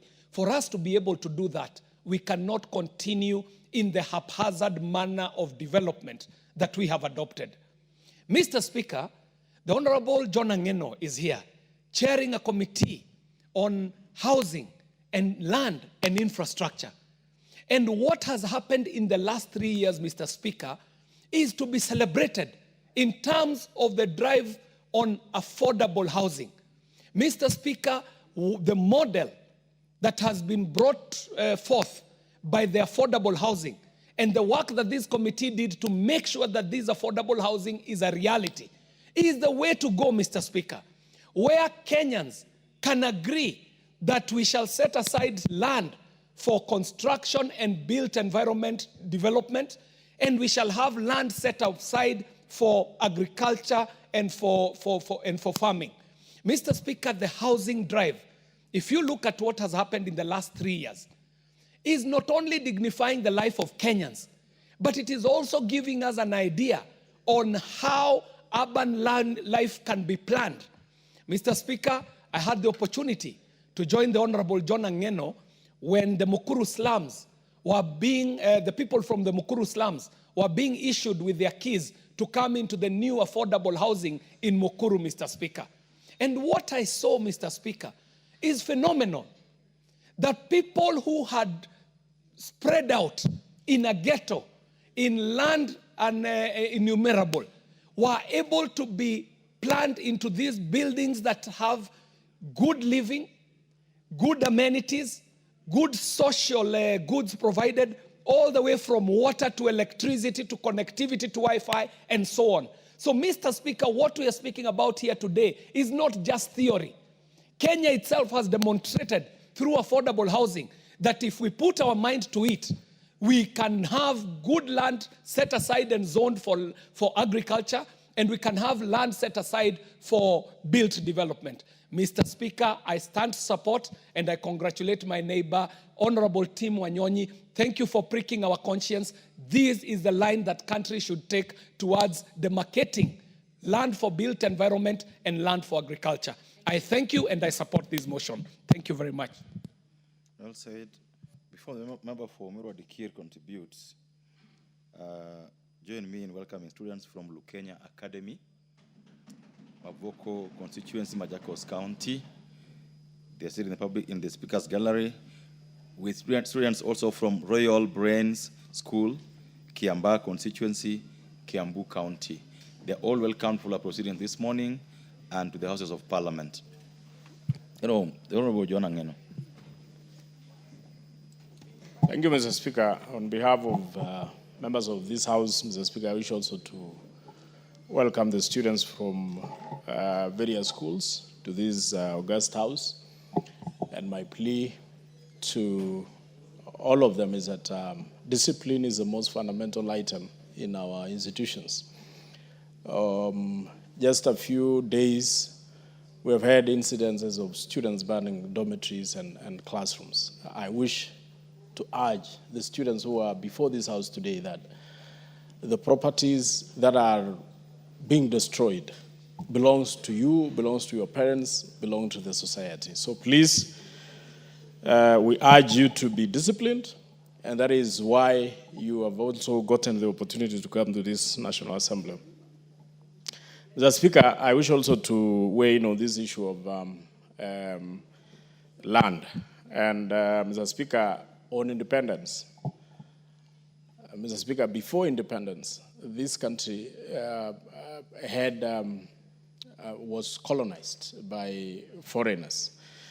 But one thing which foreigners left for us, Mr. Speaker, was how they made use of the land they found. They consolidated the land. They identified the land which was for agricultural use, land for livestock, land for settlement. They had a proper plan on how to use land. Immediately after independence, Mr. Speaker, when we got the independence, Mr. Speaker, we started subdividing those lands to individuals and to start having settlements on those particular lands, Mr. Speaker, so that the lands which had been left for agricultural use, Mr. Speaker, no longer sustain agricultural activities because we have settled on them. Mr. Speaker, during the 2010 constitutional making process, Mr. Speaker, the major issue, actually the major debate which arose in that process of constitutional making process, Mr. Speaker, was land amalgamation.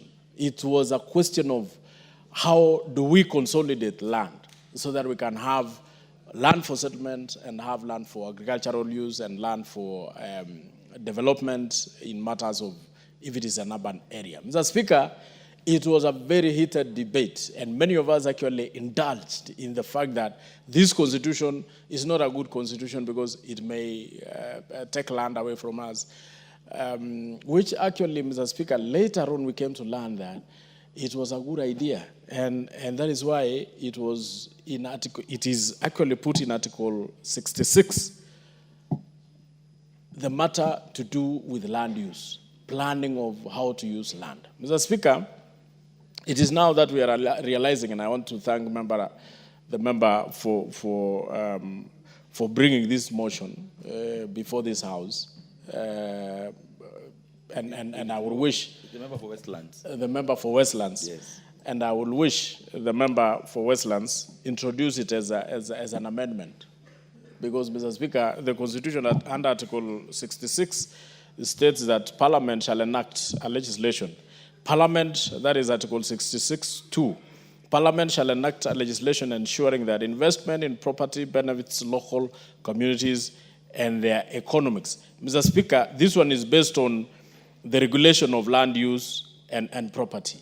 Mr. Speaker, if this Parliament has the jurisdiction to ensure that we introduce the regulations and an amendment or a legislation, that will ensure how land is going to be used, so that we do not just debate it as a motion, leave it here, and go home. Mr. Speaker, under that same Article 66, regulation of land use and property, it states in 66(1), the state may regulate the use of land or any interest in or right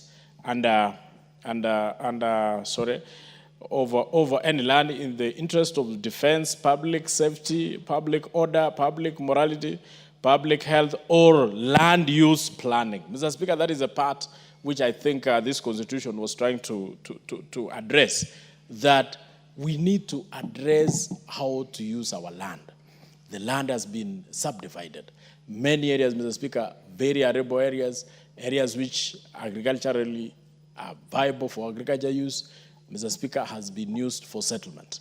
I wish we do this particular legislation that would allow the government to regulate how land is going to be subdivided, so that the remaining land, Mr. Speaker, which we think is good for agriculture, can now be protected for agriculture. The land that is good for settlement, we protect it for settlement. Mr. Speaker, last, the State Department, and this is through the President himself, he introduced the affordable housing program in the country, Mr. Speaker. The introduction of this affordable housing program, Mr. Speaker, was to ensure that apart from settling those who are living in slums, apart from also giving homes to those who do not have homes, Mr. Speaker, the most fundamental idea of this housing program, Mr. Speaker, was to ensure that we move the people to live in urban areas so that we can leave areas that we think are arable and good for agricultural use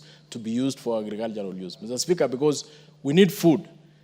Food security in this country is still at 20%.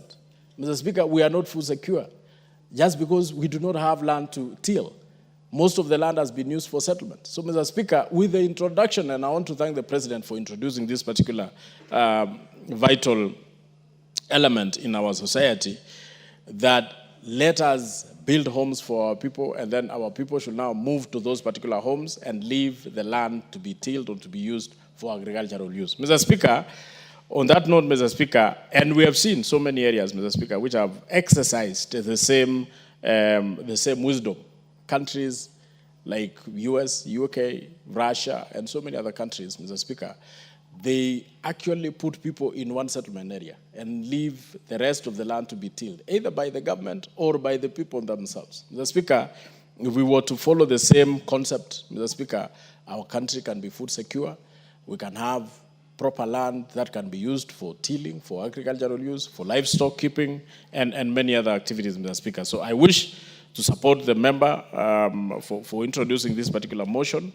And I wish to say, Mr. Speaker, as we are building homes, Mr. Speaker, let us also give support to these, to the construction of homes.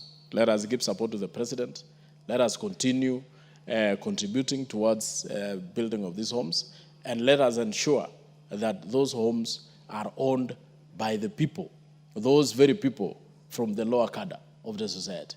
Let us not leave these homes to be bought or to be owned by the rich in this country. Let us ensure these homes are owned by those people who deserve to own homes and those people who do not have homes. Mr. Speaker, I thank and I support. Well said. The Honorable Member for Bondo, is it true that there is no land policy on zoning? Thank you, Mr. Speaker. Let me start by supporting the motion. But while I support, I want to bring in a few comments here and there. One is the issue that we as a nation and as a government, we are late in this. Number two, we have learned very little. And number three, we have to really acknowledge that we are failing, because there have been all manner of indications from all through the colonial times. I don't know how many of us are able to remember what are called swine at on land policy in 1954. Those are the times when we started talking about issues of bringing land together for purpose of agricultural use, for purpose of food production. So since 1954 to date, if you have not done anything, it means there are indicators of failure. Our Constitution basically puts land tenure system into whether we are public, we are community, or it is private. All these three, if you look at them in terms of how the Constitution places them, public land is regulated and it's easy to regulate. There are areas either for purpose of public utilities, there are thoroughways, there are gazetted forests. This is easy, they are regulated. And they are demarcated and it's easy to know where they are. When it gets to the other aspect of private land, one aspect of it is regulated. The other aspect is not. The leasehold private lands are regulated in as much as we know that they are in urban areas or townships or in the cities. They are in one way or the other regulated. But then there's this portion of private land that is completely left to the individuals. And I don't think there's anywhere in the world where you can let individual persons, individual citizens do things the way they want. I think there must be some regulation. There must be some element of control. And this is where we are failing. That aspect of absolute title, absolute ownership of lands under private hands is where we fail as a government. And this has led us to a situation where all these things that we are talking about are coming in. I remember for the first time when I was coming to Nairobi, when I stepped in Nairobi for the first time, Mr. Speaker, some 30 or so years ago. Between Kericho and Nakuru, and from Nakuru to Kericho, you'll see farmlands, food. Every time you'll be passing across, you're going through the roads, you'll be seeing food either side of the road. And that was happening also in Kiambu. What has happened 30 years after? Between Kericho and Nakuru now you only get concrete. They are buildings. And these were areas which initially were called, some were calling them White Highlands or whatever. But in the Swinaton arrangement, they were called scheduled lands. All these were scheduled lands. They were scheduled in terms of they were regulated. There was a manner in which how things were supposed to be done. We have failed in this. As a nation, we have failed in this as a government. I was talking about lessons. There's nowhere in the world, whether it's capitalist, whether it is communist, that people settle the way we settle here in this country, the way we settle in Africa, where everybody, one wakes up and settles anywhere they want. I think that's not anywhere. Land is private in many other places, yes. It is public in many other places, yes. But it's regulated. It is placed in a manner that, no, this is clearly demarcated for farmland. This is demarcated, whether you have it as a private person, but so long as it is zoned, and your land is in a zoned area that is supposed to be for farming, it has to remain farming. You can't go there and start doing your own things. And that's why sometimes, even in the UK, sometimes it's not very easy for anybody to get on the farmlands, because for you to qualify as a farmer, you must have a basic diploma in agriculture. Yeah? So here, we are talking about farming, and everybody is running around in their farms doing all manner of things. But there must be some control. There must be some kind of a regulation. Mr. Speaker, when we get to a situation where we have to import food, I think it's good to look for aid in any manner. Look for food, look for support on all manner of different things. But immediately you go begging for food, I think there must be something that is very wrong. And that's the situation we are getting into from time to time. It's a clear mark that in the last 3 years or two, there's been quite a bit of support in terms of the agricultural sector. And particularly this year and last year, I think there's quite a bit of production. But this may not be permanent. This is being facilitated by different things other than land. It has been facilitated by the support of the government in terms of subsidies. It was not subsidy on land. Land, we keep subdividing it. And even when we'll be going ahead and looking for issues of how to subsidize farmers, you'll only be subsidizing them, but the land sizes are getting smaller. So that by the end of the day, even when you subsidize, subsidy will not make sense. So Mr. Speaker, I think this is an area, and of course, immediately you keep subdividing land. The basic agriculture, the agriculture 4K club of class 3, class 4, immediately you keep subdividing. You can't even rotate your crops. You can't do basic things that are required in agriculture, Mr. Speaker. So I think as a country and as a government, it is high time we got back to see exactly how to deal with what we call absolute land holdings in this country, because this is where the mess is. And if you don't do it, we are headed to a direction that is not sustainable. We are going to be staring at hunger. We are going to be staring at a situation where we have to be importing food from time to time, Mr. Speaker. It's important that the government learns, if they have not learned this before, that somebody steps up. Chair Housing has alluded to this. And I think it's important that somebody takes care of, particularly the ministry, so that we come up with a proper legislation, not even an amendment as you are suggesting, a proper legislation in terms of issues to do with land use. What the government is doing in terms of affordable housing is a good answer to very many of these things. But to what extent will it be realized in terms of how they spread out? You know, the people in the rural area, some of them are still thinking that, no, this is not meant for us. But the idea is, can we move to where we can settle in some kind of community? Then we leave the rest of the land for other useful economic purposes. So, Mr. Speaker, I really think that something must be done, and it has to start from the ministry. Say that a proper legislation is brought and followed by a proper regulation, so that we see how to regulate particularly private lands that are under absolute ownership. Thank you, Mr. Speaker. Well said. The member for Kandui, Honorable John Makali. Thank you, Honorable Speaker, for the opportunity to also weigh in on this motion. At the outset, let me thank my colleague and member for Westlands, Honorable Tim Wanyonyi, for bringing this motion. Mr. Speaker, it is not denied that land is such a critical and valued asset in our communities.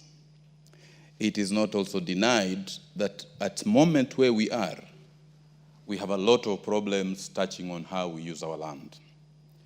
Taking into effect the importance of land, the Constitution of Kenya and the framers of the Constitution dedicated a whole chapter to issues of land use, to issues of land, classified land, and they gave responsibilities to this House to develop rules and regulations and legislation to bring into effect the provisions that are in the land chapter in the Constitution. This motion seeks to have a policy framework that will regulate land use. The first question I asked myself, Honorable Speaker, is do we have a policy framework or we don't? My answer to it, I've tried to speak, is that we have a policy framework. What we need to do is literally to revisit it and ask ourselves, is the policy framework in force serving us very well or not serving us very well? We take cognizance of the fact that agriculture contributes around 22% of our gross domestic product. Many of our people are employed in the agricultural sector. When we make our budgets here, we dedicate a lot of resources, though not sufficient, towards agricultural development. But if we look at our country, we have had so many cases, we have had disputes. When you go back to our courts, you'll find a lot of disputes touching on ownership of land and issues of inheritance. That's why we have created the environment and land courts, taking into cognizance the importance of land. We have had many succession disputes in our courts on how land needs to be utilized, how land needs to be used. The question we need to ask ourselves is, are we on the right path or we are not on the right path? Kenya's land, 17%, is only 17% of Kenya's land mass that is arable land. And at independence, we committed ourselves to fighting hunger. The Asian tigers, specifically Malaysia, have reached where they have reached because of having proper land use programs. I support this motion that we need as a house to go back and as a ministry, or not only the Ministry of Land and Urban and Physical Planning, but in conjunction with the Ministry of Agriculture, which is charged with the purposes of developing agriculture in our country, so that we can have a proper policy framework that will assist us in having proper land use programs in our country. In so doing, we will not be reinventing the wheel. Honorable Speaker, you remember we used to have the Land Control Act that was geared towards, when the approvals of land development were to be given, we had to go through a committee, a land control board that was actually to do the approvals. But what happened to those boards? I think they were politicized, they never got to do their work. And the urge that was there was basically anybody wanting to develop land, the approvals were being given in boardrooms. No regard was being had to the development somebody was going to do on the land. That's why you have a place like in Western Kenya. You'll not find somebody who has a whole 10 acres. Lands have been fragmented into small portions of 50 by 100, which cannot be economically used. So, Mr. Speaker, I actually support this particular motion, that we need to have a relook of the entire legislations we have and the regulations we have towards land use so that we can be able to have a way forward. Because if we do not, we are threatened, we're not going to have proper food security. Every now and then somebody buys land, you will find that somebody wants to go and, there's this obsession of brick and mortar and concrete. We want to go and develop and put up structures. Nobody is thinking about setting aside land for purposes of agricultural development. And even in those areas where land had been specifically set aside for agricultural development, like the ADC farms in Kitale, in Trans Nzoia, for example, you'll find they have actually been encroached on by, land grabbers, and we now don't have any sufficient parcels for agricultural development. And this is not only for agricultural development. We must also begin to move aside and set aside land for, like what he has put up in the motion for well-built environment, like what we are doing now in developing affordable housing, so that we can be able to safeguard land for purposes of agricultural development. So they can have places set aside for residents, places set aside for agricultural development, so that we can be a food secure nation. Honorable Speaker, I actually support this motion. It's well thought out. And we need also, as we move on, because Article 66, the chapter on land in the Constitution of Kenya, has literally classified land into three groups: public land, community land, and private land. When we were in school doing our land law, we were saying the absolute proprietorship title was a title for abuse and disabuse. So we need also to relook into it and do a lot of sensitization, that even if you have an absolute title, it is not absolute in the sense that you can do really anything you want upon it. We need to do a lot of sensitization so that say we must have planned development for the sake of our country and the sake of future generations. With those remarks, Honorable Speaker, I support this motion and urge that this House passes it. Thank you. The Honorable Otunga, you're going to speak after the Honorable Karoli and the Honorable Githinji. That is how it appears on my board. So allow them to have their chance first. So this chance is for the Honorable Karoli. I'm looking at the board. Nobody got a motion. I got a bill. I'm seeing you got a bill to move. So this chance is for Karoli Omondi. Thank you very much, Honorable Speaker. I rise to support the motion. I think it is time that we have genuine debate on our land use patterns. What worries me most is the lack of coherence across the country as to how urban planning or even peri-urban planning or agricultural land is being used in this country. The laws are there, but something seems to be missing. So I've always wondered, what is it that we need to do that could help us even plan better? But it is surprising that even with the devolution, most county governments have not even come with proper urban planning for their business centers within the counties. Nairobi, of course, is already a mess. it is very clear, even if you look at the developments that we have here in the city, where apartment blocks deny each other the right to sunshine, which is a recognized constitutional right under our laws. And you have someone's sitting room facing the toilet of the other.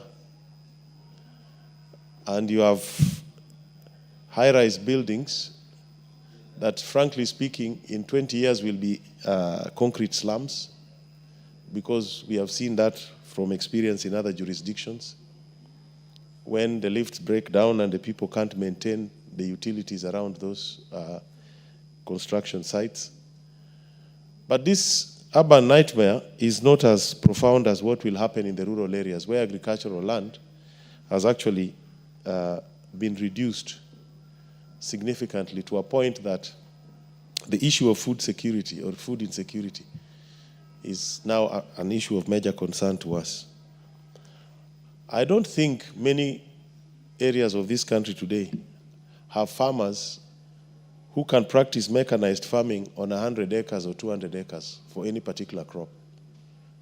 Even the basket county of Uasin Gishu, either due to polygamy or to lack of commercial acumen, those who are doing 10,000 acres 5 years ago are now down to 5. Those who are doing 5 are down to 3. Those who are doing 3 are down to 1. Those who are doing 1 are down to 500. Basically, we are staring at a very uncertain future in terms of food security because of our land use patterns. And until and unless we appreciate this and embrace sociocultural changes that are so essential, we can pass many laws, but if in our minds we are not ready to lead the modern urban life, I think we are staring at disaster in the making.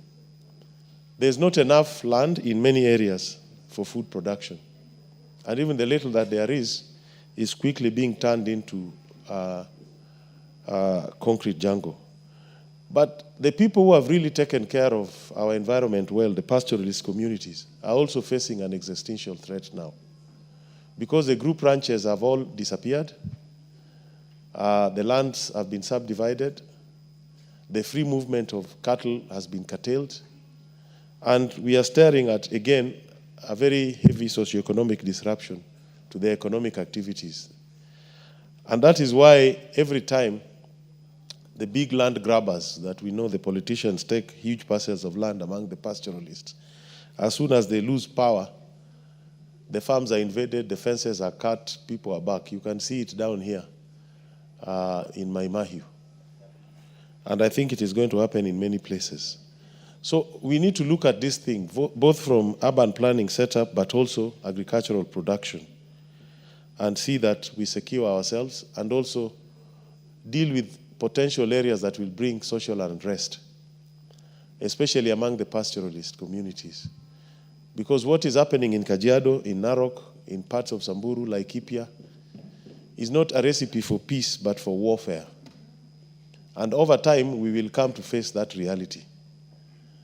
And it is also in Tana River, where communities that have really protected the environment, whose cultural practices and livelihoods have protected our environment, are now literally being uprooted from their homeland and being subjected to subdivision of land that is inimical to their interests, that is not helping them be food sufficient. And in the future, I don't think it is going to be helpful to this country. With those remarks, I support Honorable Speaker. Thank you very much. The Honorable Gichimu, is it in order that you allow the chairman of the committee to... Okay, if you allow that, then we'll give him a chance, then you come after him.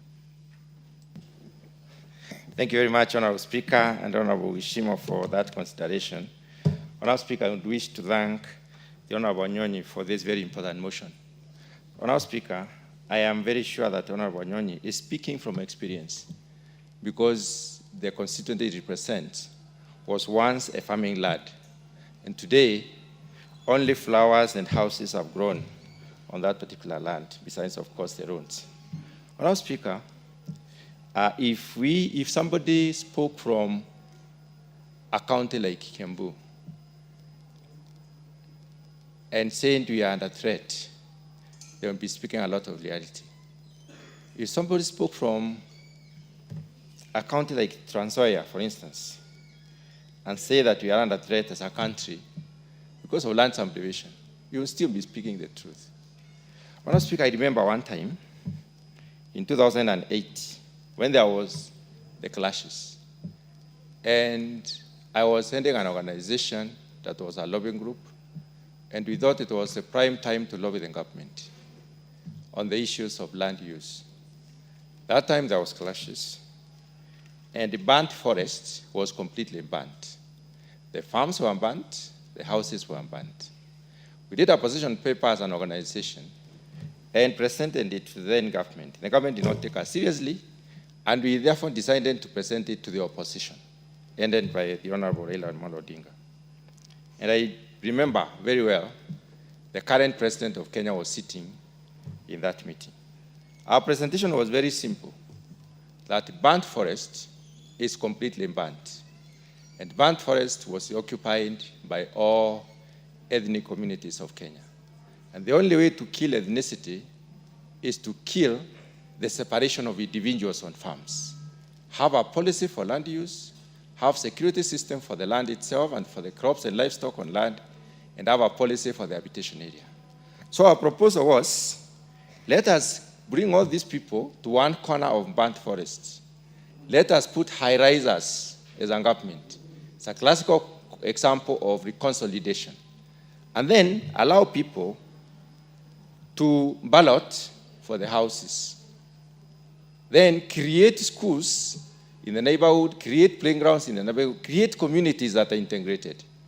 And therefore, through the balloting, Honorable Speaker, maybe a Kikuyu would have gotten a house in 7th floor, a Luo a house in 6th floor, a Kalenjin a house in 3rd floor, a Kisii a house in 4th floor, and so on and so forth. Nobody would ever have burnt somebody else's house thereafter. And that is the principle I believe the Kenya Kwanza government is applying to try and bring people together and avoid spreading horizontally. Because growth vertically is not limited, but growth horizontally is limited in as far as it occupies land. Madam Speaker, our constitution is very, very, very clear. The Article 60, and I wish to look at the principles of land policy. This article pronounces itself to the effect that it sets the foundation for land reforms by outlining the key principles for land management and administration.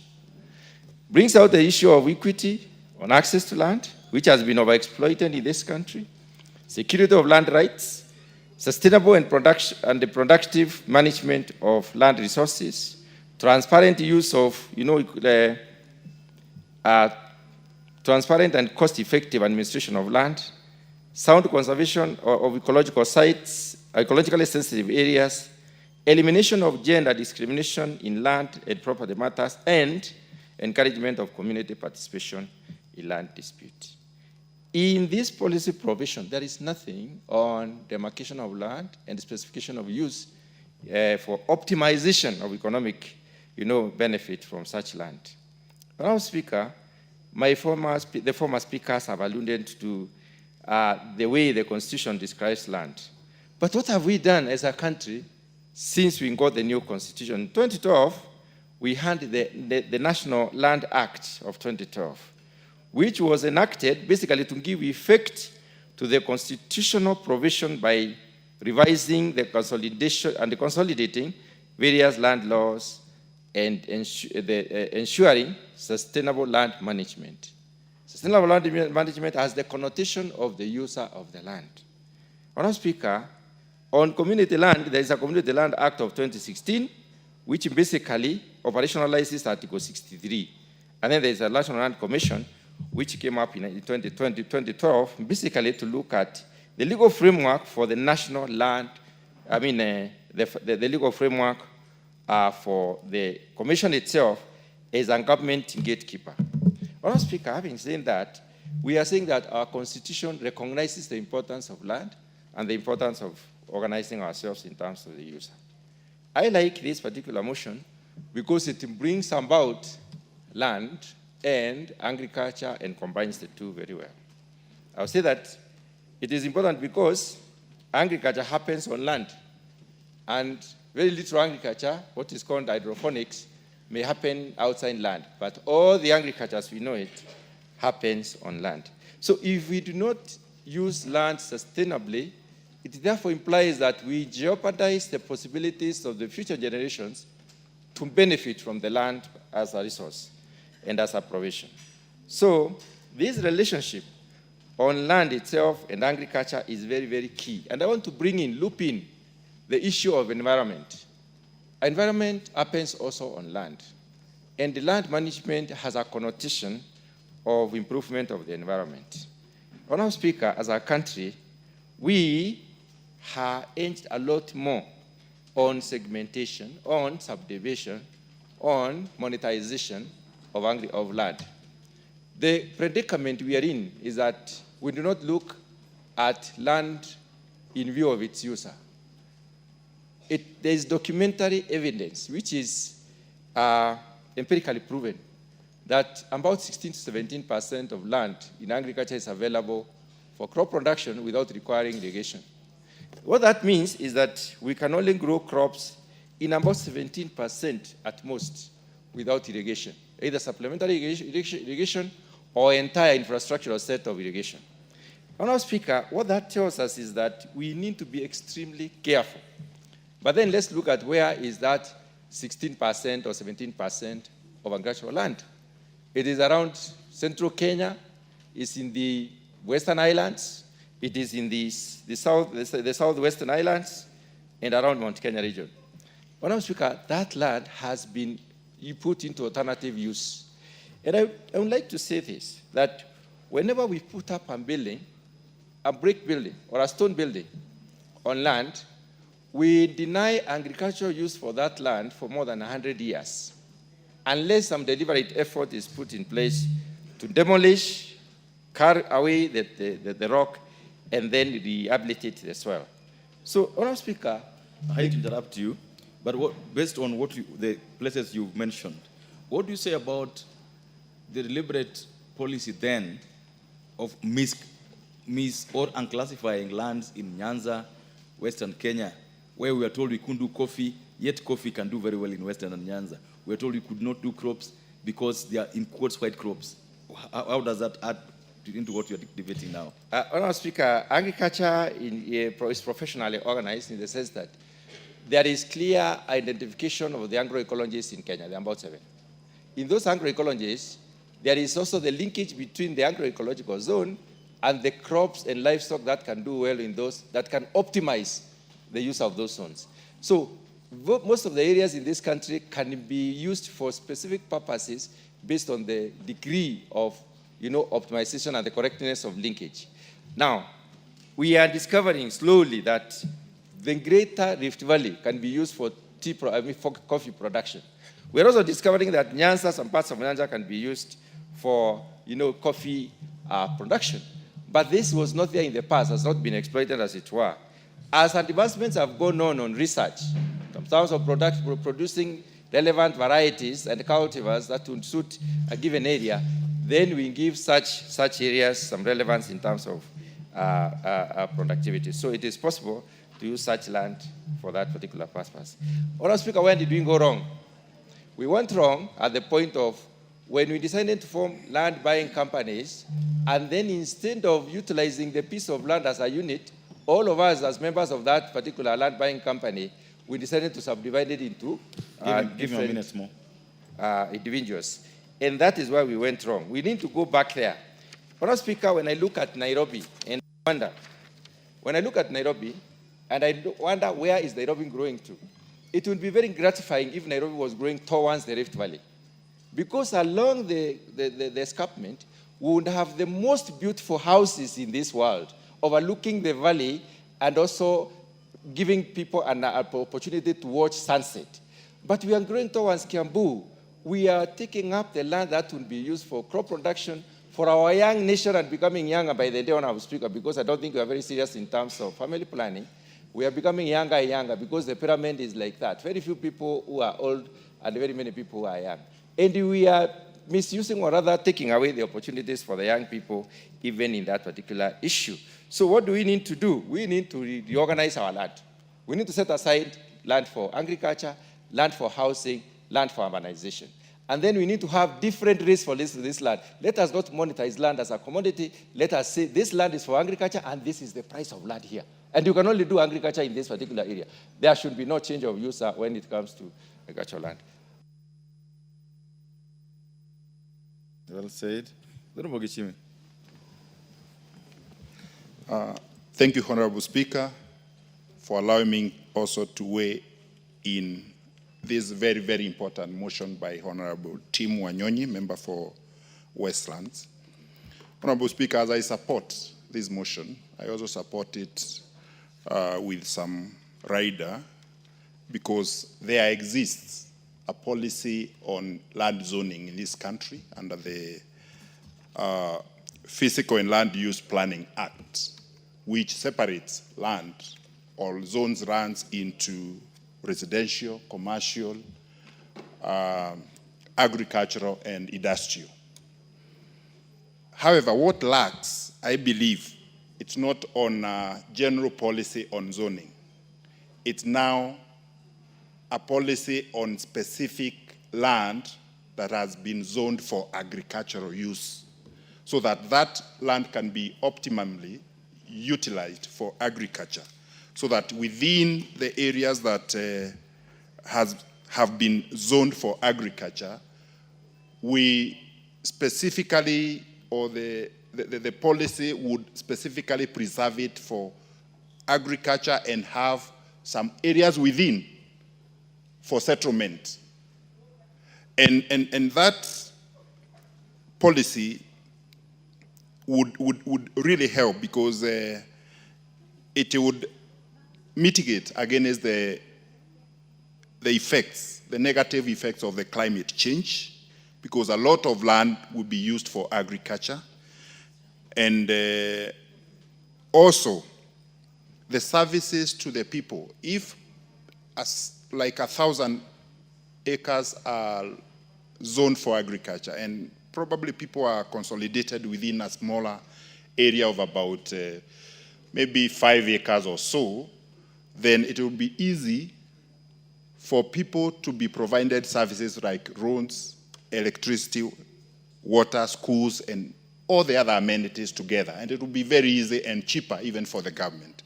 And all the other remaining land would definitely boost food security because there will be what we call the economies of scale in terms of production. Honorable Speaker, however, as we also look at this policy, it is the implementation is also subject to the other land regime. The land regime we have in this country, because the ownership is under a different regime. Because if I have my land, which is agricultural, and I have absolute ownership to that land, if a policy comes in and a law probably also enforcing that policy, it will also be subject to that law. So unless we also amend other laws, then this policy might also face challenges, however good it may look like. But now, I think if it were possible also to amend that it is a policy that is, where possible, like communal land, under the Communal Land Act. It is possible now to have this policy because the community can agree, because it is their land, that they set aside the substantial part of that land for purposes of agriculture, and they settle on one area. So I think much as the policy is very good, it is also subject to other, because like in my constituency, Geshogo, where I come from, most of the land is under RLA, absolutely owned by the owners.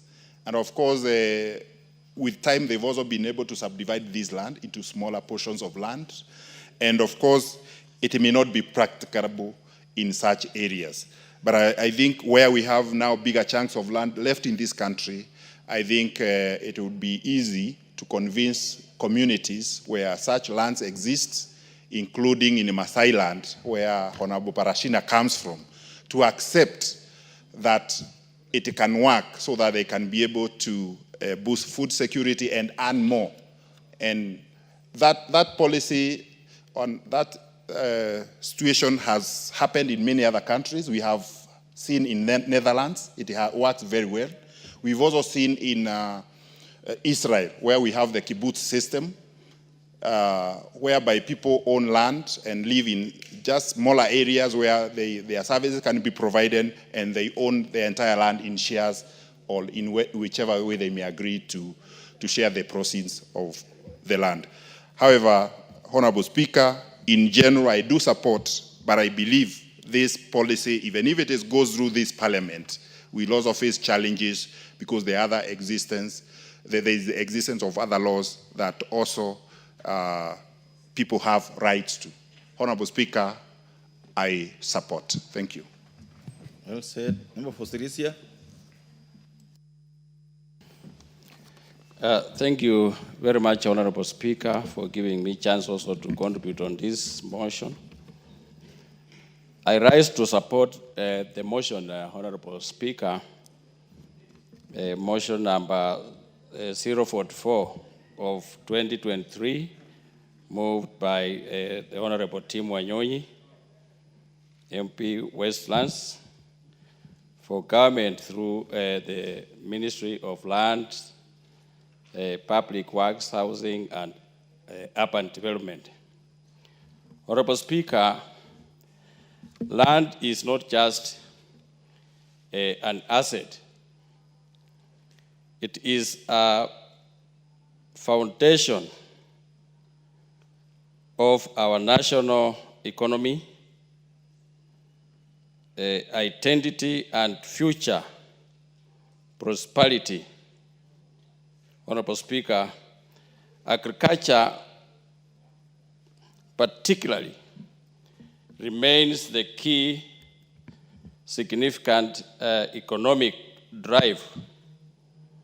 Honorable Speaker, the Central Bank of Kenya,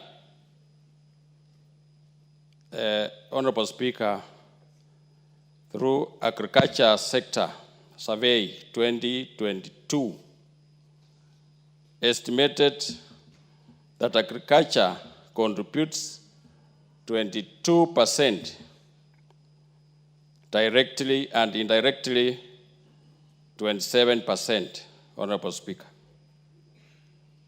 Indirectly to our GDP, particularly through its linkage to trade, transport, and manufacturing, over 44%, Honorable Speaker. Kenya drives the livelihood from agriculture, with rural counties almost entirely, Mr. Speaker, depend on it. Honorable Speaker, in this country, Honorable Speaker, land is very important to each and every one of us. People fight, even kill each other because of land, Honorable Speaker, as you know.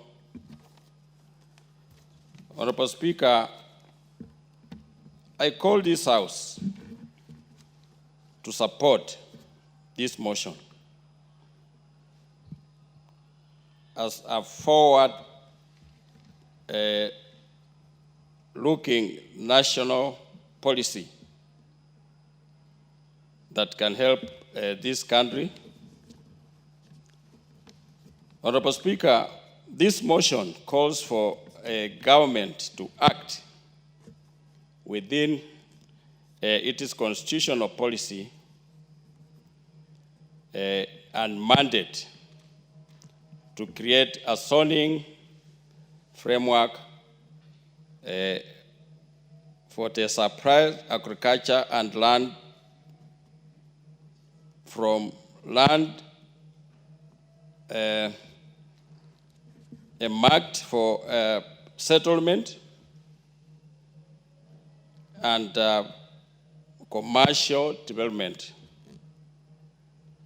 Honorable Speaker, the framework or a zoning policy would also complete the affordable housing program,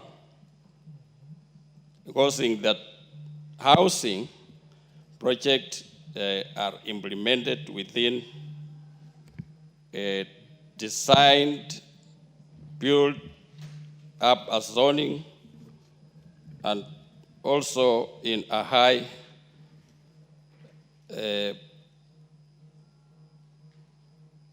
particular agriculture areas in this country, Honorable Speaker. So, Honorable Speaker, I support this motion, and also I want to thank Honorable Tim Wanyonyi for bringing this. It is timely, Honorable Speaker, that the House supports this motion. Thank you, Honorable Speaker. Thank you. Well said. The Honorable Naomi Wako.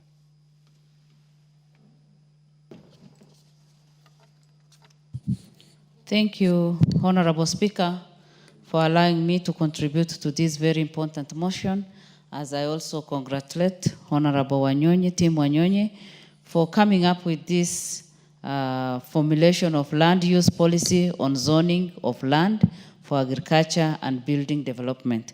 Honorable Speaker, our country is growing very fast, and we also have a lot of dreams so that we grow our country and also come up with development structures. And I want to congratulate our President for the housing project that has speaked very well and also has already started in many counties. As a result of that, many of our people who didn't have a shelter today are very happy and are enjoying the comfort of at least good home where they can bring up their children and also enjoying that good environment. Honorable Speaker, I want to concentrate on the agricultural land. This zoning will help us because many of our counties have not done this zoning. And even in the entire country, we need proper zoning so that we know where farming can happen and also other development can happen. It is also high time for counties, for the county government to consider doing that and also giving it a lot of attention so that we have well-planned towns, we have well-planned areas for agriculture, we have well-planned areas for development so that we grow our country in a very systematic manner. Honorable Speaker, agriculture is one area that Kenya Kwanza government has given a lot of attention because of the subsidized price on fertilizer. And this has boosted our production, our local production, which is good and also giving us a lot of hope and encouraging many farmers. Some years ago, we know that many people have withdrawn from farming and also stopped farming because of not receiving enough support from the government and also because they were not able to sell their products. But today, Kenyans can produce and even export some of their products. Ours is just to plan well so that we do more export than import from other countries. Because right now, sometimes we feel ashamed because we import a lot, even from our neighboring country, while God has given us very good resources, a very productive farm, land, and very, in some of our areas, we even don't use the fertilizer. That means that we can grow any crop and also harvest enough. Honorable Speaker, again, it is important for us to note that it is only through farming or through agriculture that even the people at the local level, at the ground, at the grassroots level, can exercise their skills, and without going for any interviews, without looking for any qualification, even those who are not learned, even those who have not gone to school, they can do their farming and earn enough money. Many of our people have been educated through farming, and it is high time for us to enhance that sector so that our people can benefit. Again, it is the only sector that you are assured of good source of income, and it also plays a very important role in growing our economy. It has been captured in the motion that the sector to the country gross domestic product GDP is 22% directly and 27% indirectly. And this can easily grow from 22 to 30 or even 40, from 27 even to 40. But it needs proper planning and proper investment. Honorable Speaker, we also know very well that it is only through this sector that so far it has been reported that through the survey that the sector employs over 40% of Kenya's total population. This should be an area that we need to invest in, because right now we are complaining that our young people are not employed, our young people have no job, but this is one sector that we can easily grow from 40% to even 60%. Then we will be able to overcome the current challenges we have. Again, what I want to say is our young people should get skills in farming and agriculture.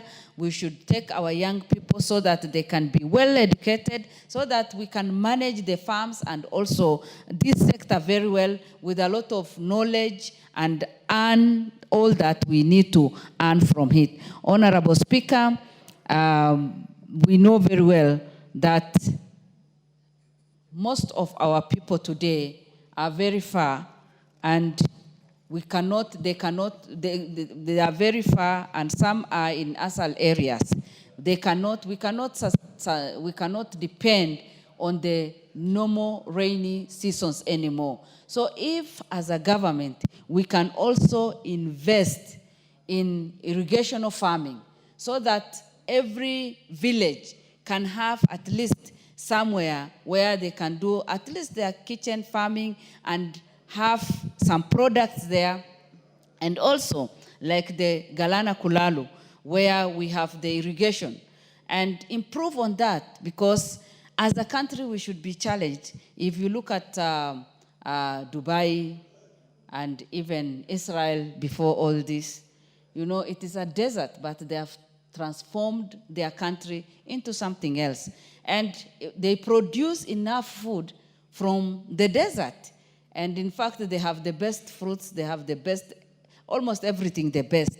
And if as a country we can focus on agriculture, then we will be able to do great and also have a healthy society. Honorable Speaker, I agree with the resolutions that the motion is requesting, that this House resolves that the government, through the Ministry of Land, Public Works, Housing and Urban Development, puts in place the policy framework for effective land use in rural areas by consolidating and designating zones for built development, for commercial and residential development with shared public utilities, and separate zones for agriculture use in order to arrest further diminishing. We cannot, as a country, continue losing agricultural farm, because that is the backbone of this country. A country that cannot feed its people is not a country. And if we are self-sustaining, if we want to be a country that we all want to be, and if we want to be a country that we can all be proud of, we must make sure that we have enough land for agriculture and also other development, so that we can grow our country both economically and socially. With those few remarks, Honorable Speaker, I support the motion. Thank you. Thank you. Members, I will have the Honorable Sakimba, followed by the Honorable Nyoro, and then we'll go for Sowundo in that order. I can see Honorable Tugu Kwenya is on intervention. You have something out of order? Anything out of order?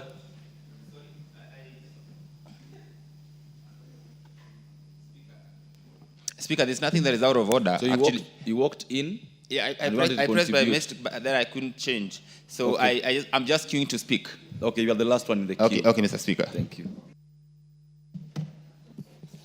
Okay. Thank you, Mr. Speaker, for giving me this opportunity to contribute on this critical or important motion by Honorable Timothy Wanyonyi on formulation of land use policy on zoning of land for agriculture and building development. Mr. Speaker, it's good to understand that a simple question is about implementation. If you really check on what the Constitution have said, our Constitution 2010, Article 60 up to Article 68 has really captured the use of land use and even zoning, whereby you go down Article 61, 62, 63, it has also approached on the which land, it has categorized land into public, private, and community land. I begin my contribution by checking on implementation. And if you check on the implementation, you ask yourself a simple question. Who are the ones who are supposed to follow this? You start by National Land Commission itself, which comes up with a policy. It's supposed to be implementers on the issue of monitoring land use. As I come from Kajiado County, yes, where it's purely semi or arid areas, where the issue of agricultural or issue of zoning is particularly being practiced per se in paper. But in the ground, things are different. You'll find out that the county government has come out with a special plan on how to do on zones of areas for agricultural, for doing agriculture, and areas for us as pastoralists, of issue to do with the cattle rearing. They have also designated areas for conservations, for issue of to do with the tourism and wildlife. But again, you go just down there, you get land registries. Our land registries are becoming a source of disappointment because they have the plan, but again, they produce titles, and the titles that have been produced give an investor power to do whatever they can. So the question should be, what needs to be done to the land registries? What are the penalties are supposed to be there? And whoever breaks these, the plans of zones, what can be done to them? There's no clear punishment, if you read the article, on what action can be taken to them, which is even forcing our police officers, or if you report a case where you wanted to do an OB, you lack, how can you take this person to court? Because the procedure or issue that has been laid down to categorize this area as there's an illegal activity, there's only one issue they take. It is about issue to do the charcoal. So, Mr. Speaker, we want to ask ourselves, and it's my prayer to Honorable Timothy Wanyonyi, if these arguments or the motion can get served to be a bill on issue to do with penalties, because penalties are very important in this country where people prefer grabbing, grabbers are there, People like grabbing land and doing what they want to say to do, and they say, once I have a title, then I can do that. It's good to understand land is the most valuable resource we have as a country. And an unplanned land leads to food security. And that has been captured under the Vision 2030 and even the bottom-up economic approach. If you check again on the food security, there's another issue of environmental degradation that is caused by when you don't do land planning as per se. We go to build development. Mr. Speaker, there are lands that are supposed, and I want to give an example of Karen, there are lands supposed to need to be used for urban development, areas for industry in this country. The Constitution really say where things are supposed to be. If you are in the residential area, in the growth urban areas or industry or parks. But the tendency of disorderly has been seen. Today, if you go to a place like Karen and you go to history, for those who have been reading books, the Karen Blixen history, where you could not have been able to settle in Karen in half an acre. Or you cannot be able to come and do 2 units in a quarter land in Karen. But basically now, it's no longer there. The value of even saying I stay in Karen is no longer there. The senility itself has been destroyed. Why has it been destroyed? Because people are just not following what is there. The Karangeta Association is there, trying to do whatever they can, but now the law is limited to them. Mr. Speaker, it's good to understand zones help this country to get what is called public utilities and even schools. And therefore, when Honorable Nyonyi is coming with this motion, it is touching all members here. If you go to environmental and climate concern, Mr. Speaker, let me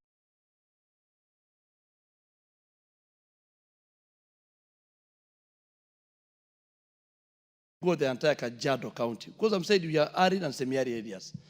You wonder, because yes, there's an issue to do with the subdivision of land, as my colleague has been saying, on lands to do with group ranches. We set land for commercial, for issue to do with the settlement, and we do land for agriculture, and then we do the land for conservation.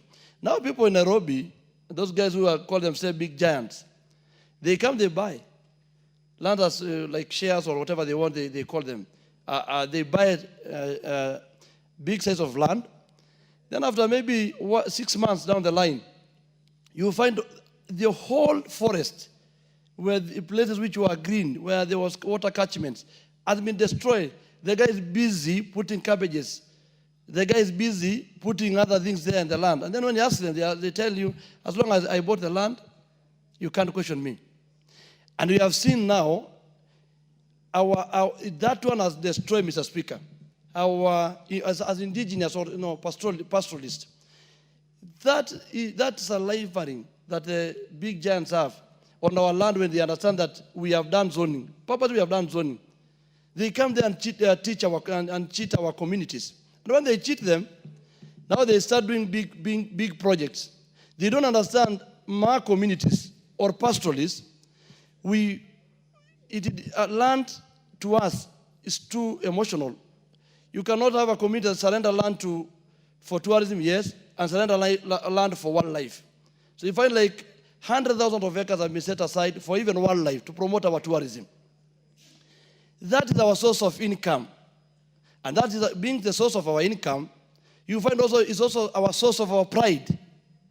Someone come and destroy our water catchment, you come and destroy our hills just because you wanted to produce food for Nairobi or food for export or food for other purposes. So once people follow zoning and people be careful on that one, you will find out every community in this country is happy, Mr. Speaker. Mr. Speaker, on issue of balancing the interest, as even we are arguing as pastoralists, or they are most affected, but the issue of balancing the investors, I want to take you back to Mr. Speaker and the members, the history of Ikidong Ranch, just there next to my Mayu. The land was taken from the community, and basically taken by the community for issue to do with geothermal power production. But you're going to find 200,000 acres. How can 200,000 produce electricity, and the only electricity can be produced towards the hills or where the source of that one?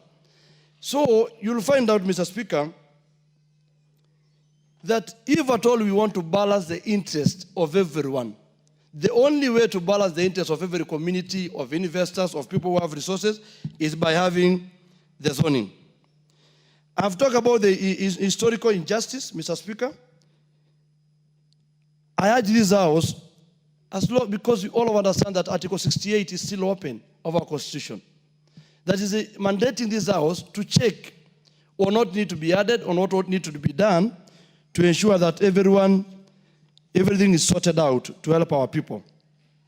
And Mr. Speaker, I conclude by saying I support the motion because it brings order, sustainable land management in this country. Thank you, Mr. Speaker.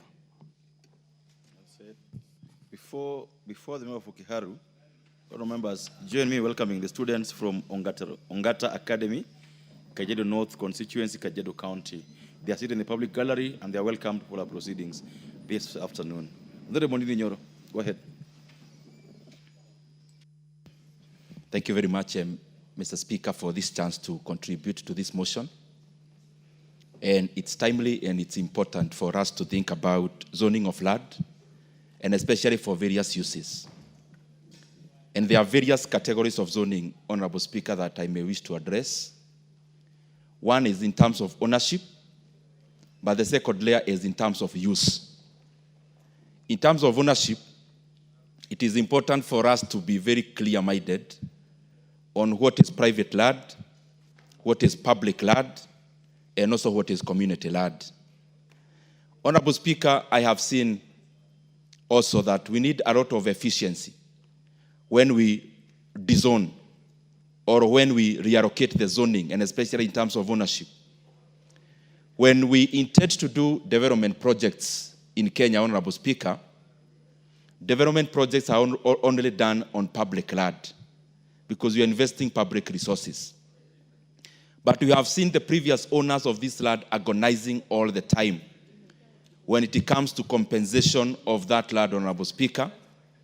And it is important for us to be very forthright in having regulations that also protect private property. And Honorable Speaker, what ought to happen is that when there is a public development, whether it's a dam or a road or any other kind of development, Honorable Speaker, the regulation should be that there should not be construction before the ownership changes. And ownership changes when there is a transaction, Honorable Speaker. And a transaction happens when there is change of money and resources. Because I have seen many countless families in Kenya who surrendered their private land, but they are yet to be compensated, yet the public facility or public development that was to happen already happened. And therefore they move from office to office looking for this compensation.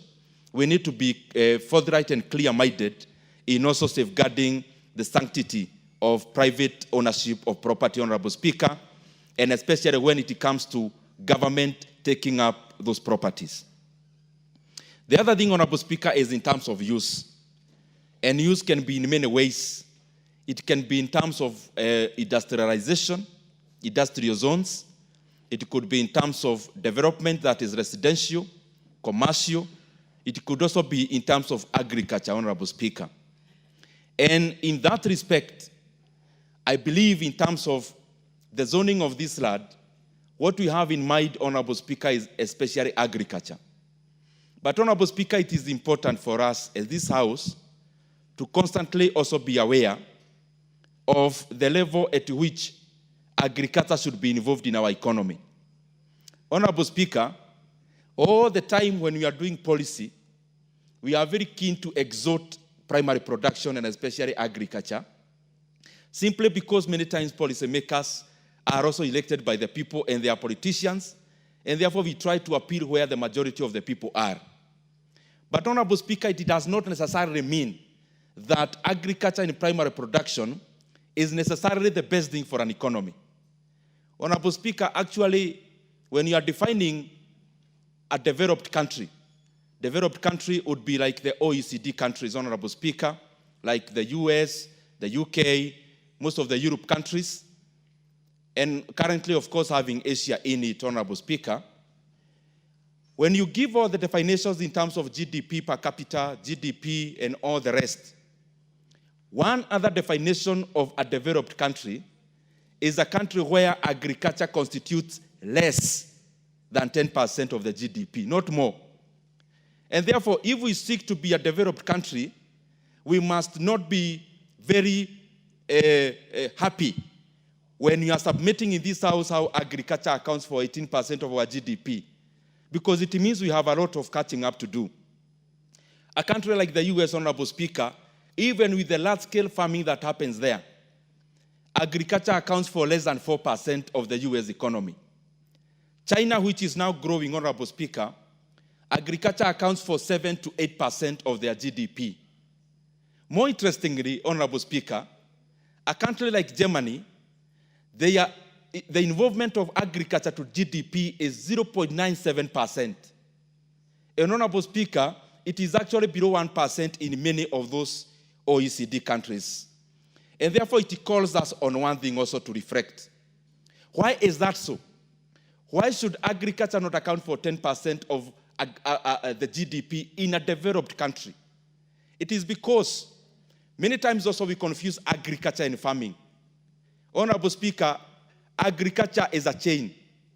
It is a chain that starts from farming. What we do mostly here is actually farming. And then we call it agriculture. Because the value chain across agriculture, farming alone accounts for around a quarter, 25% only. The other thing, Honorable Speaker, that we have to be aware of is productivity. The reason why many countries promote manufacturing and they also promote tertiary production, and especially in regards to technology, is in terms of what we call productivity per worker.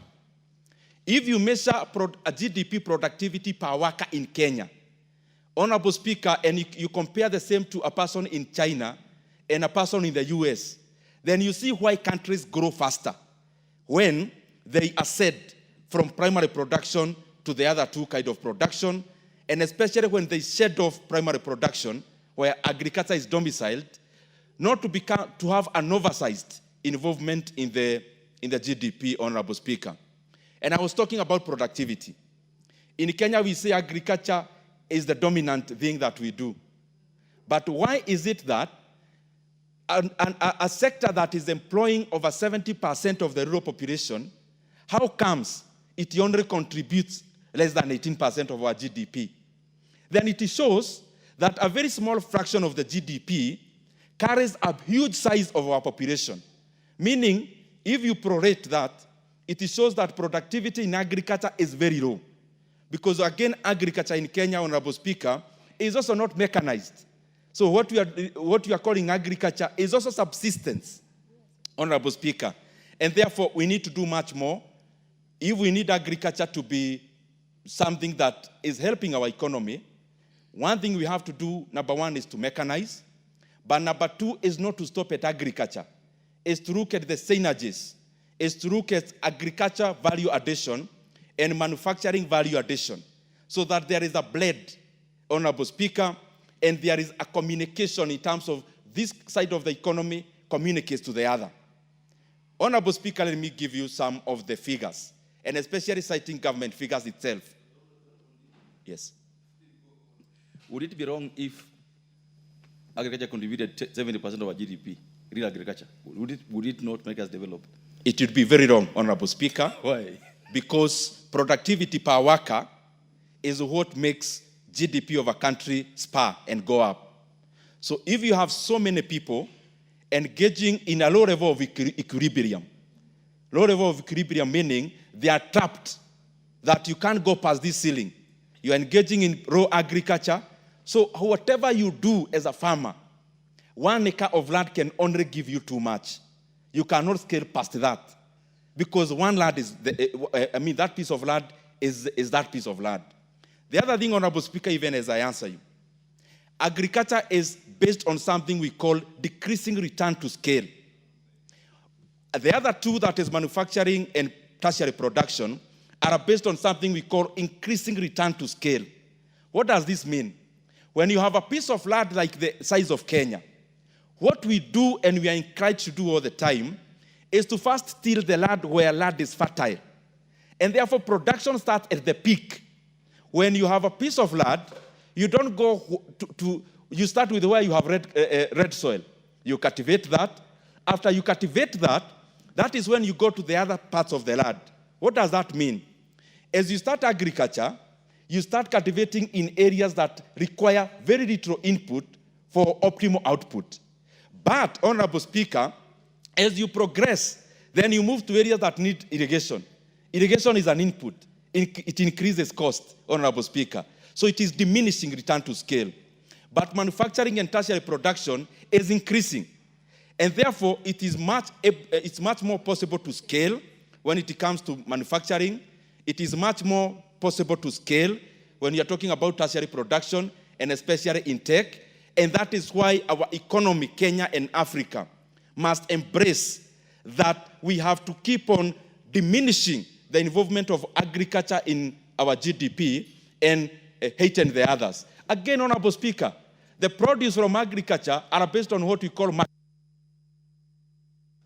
You will add in the 10 seconds, 10 minutes, 1 minute. Thank you very much, Honorable Speaker, for that 1 minute. I was just trying to make a point that, Honorable Speaker, it is important, even as we try to drive and to spur agriculture, it is also important that we grow the other areas. And the point I was making, every produce from agriculture and primary production is trapped in market prices. Because a mango in Kenya, an equivalent mango in Kenya, would cost the same in an equivalent mango in any other market. But when you come to manufacturing and tertiary production, you are able to do what is called differentiation of product. That you can have a car called Mercedes with the same function as a car called Toyota, but one may be priced higher than the other. And therefore, Honorable Speaker, that is why it is important for the economy to also look at the other two, because there is no way an economy grows based on primary production alone. I submit, Honorable Speaker. Honorable Undo. Thank you, Honorable Speaker. Allow me also to join my colleagues in thanking Honorable Tim Wanyonyi, the MP for Westlands, the famous Westlands, and probably the incoming governor of Honorable Speaker, you know, for bringing this subject matter to public debate. Honorable Speaker, we have debated this matter for very many years, since I joined the University of Nairobi, when we started talking about development economics and economic problems of Africa. Honorable Speaker, land is not the physical space per se. It's the rights inherent in the land, it's the economic value in the land, it's the ability to use the land, abuse it without interfering with the rights of other people. As we debate this motion, and as we seek to support and properly escalate to the next level, it is important, Honorable Speaker, we put into mind 3 or 4 issues. The first issue is to look at Chapter 5 of the Constitution of Kenya that sets out the principles of land policy, and which says equitable access to land, security of land rights, sustainable and productive management of land resources. Honorable Speaker, any motion or any law that is passed in this House or implemented in Kenya that infringes in any of those principles of land policy will become null and void ab initio. You, the lawyers, would say so. So, Honorable Speaker, as much as desirable to continuously plan and enforce those plans strictly, we must also appreciate one fact, that over the years, development theorists have been against the concept of very strict planning paradigms that restrict effective interchange of factors of production. Honorable Speaker, The second issue that we also need to put in place, there is the principle in land economics that talks about highest and best use. And highest and best use, Honorable Speaker, is the use of land that generates the highest returns, the use of land that's socially and legally acceptable, and the highest use is that one that has got planning or permission or authority. So, Honorable Speaker, we have debated this matter, and this debate emanated from the conversion of coffee farms in Kiambu into residential areas. We have done numerous studies. When I was a lecturer at the University of Nairobi, I supervised very many undergraduate students, master's students, and PhD students who delved in this matter exhaustively. And the conclusion was so simple. In order to safeguard economic rights, as enshrined under Article 43 of the Constitution, any planning or any zoning ordinance that do not allow conversion of any piece of land to achieve HBU will be indiscriminatory, will be infringing in basic human rights, and will be against Article 43 of the Constitution.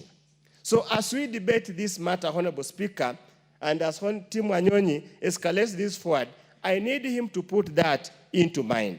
Honorable Speaker, it's because of the conundrum brought about by that particular theoretical and practical and economic argument that we have not even been able as Parliament to effectively enact some of the legislation that were required, for example, to set the minimum and highest land holding sizes in a particular area. Simply because holding capacity, productive capacity vary from one region to another. So as we debate the practicability of implementing this particular motion comes into question and debate. I totally agree that the way we are doing parcellation, subdivision of land in this country, we are ending up into unsustainable parcels of land for agriculture purposes. If you travel all over the world, be it South Korea, be it in Europe, all over, there seems to be a concept of settlements and the large concentrated settlements and large parcels of land left for purposes of agriculture. That's laudable. But for us, Kenya, what is the per capita income? Or what's the GDP per capita coming from agriculture? And as Honorable Ndini Nyoro has said, it's much, much lower than even the service sector, the manufacturing sector, and other sectors. So the question is, can we continue to reserve large tracts of land for agriculture if we do not increase per capita, GDP per capita at purchasing power parity for land for agriculture sector? With those very many remarks, I would have wished to probably give you a lecture that takes 4 years in land economics. But for now, I allowed him for this effort. It has brought the debate to the fore. Thank you, Honorable Speaker. Thank you. Honorable Speaker, I rise pursuant to Standing Order 95, reading the mood of the House and seeing that all are in support. Can we seek for the mover of the motion to reply? Oh, really? Is it the mood of the House that the mover replies?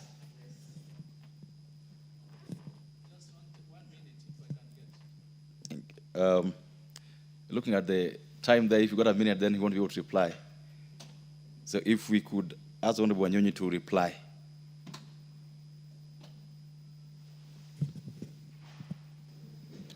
Thank you, but you could give the Honorable Chief Romondo 1 minute.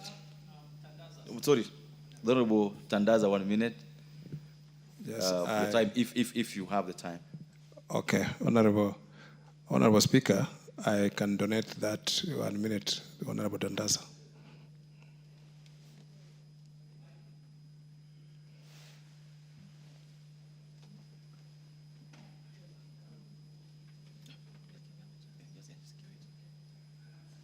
Give you a minute. Asante Mheshimiwa Spika kwa fursa hii. Kwanza ni kutoa shukurani kwa Mheshimiwa Tim Wanyonyi, governor anayetarajiwa, kwa kuleta mswada huu muhimu. Nitakuwa mfupi, haswa hili swala la wakati ardhi inachukuliwa na watu hawawezi kulipwa wakati imebadilishwa. Nikiwa hapa, ninajua kwamba kuna ile barabara pale ambayo imejengwa inaitwa Dongo Kundu, ambayo ilichukuliwa, ilikuwa ni mashamba ya watu, ikafanywa barabara, ikageuzwa matumizi, na mpaka sasa hawajapata ridhaa, na ili hali barabara inaendelea, ishafunguliwa na watu wanatumia. Kwa hivyo wakati tumefanya hizo taratibu, ni lazima pia sheria ifuatwe wakati hayo mageuzi yanafanywa, ili wananchi wasiweze kukandamizwa. Asante Mheshimiwa Speaker. Thank you. Honorable Wanyonyi. Thank you, Honorable Speaker. Honorable Speaker, first I want to thank all members who have contributed to this motion. Mr. Speaker, you can see how land use, if properly put to use and properly have proper guiding policy and regulation, it can we can maximize on the land use, not just on agriculture, as has been said by various speakers, Madam Honorable Speaker, but for many other uses, including industrialization and settlement. So that, Honorable Speaker, when there's a policy guideline, it will inform those who are interested in development that land in particular areas is set aside for particular use. For example, industrial estates or any other, or urban development, housing, and others, Mr. Speaker. So land is a resource that, Lord Mr. Speaker, it is diminishing, and sometimes we have to be very careful how to plan.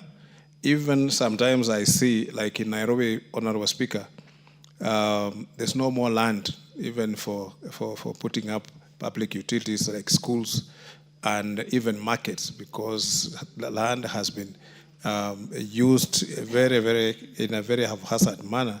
And when you go to big cities like London, you will still find spaces of land within the city, Mr. Speaker, which have been set aside for recreation and other purposes. So it is always good to have proper fiscal planning and others, and a proper use of land, so that it can be, they can get maximum use of it. Mr. Speaker, I beg to reply, and thank you very much. Thank you, members. The decision on this motion will be made the next time it appears in the order paper. And all members, time now being 1 p.m. This House stands adjourned until today, Wednesday, the 24th of September 2025, at 2:30 p.m.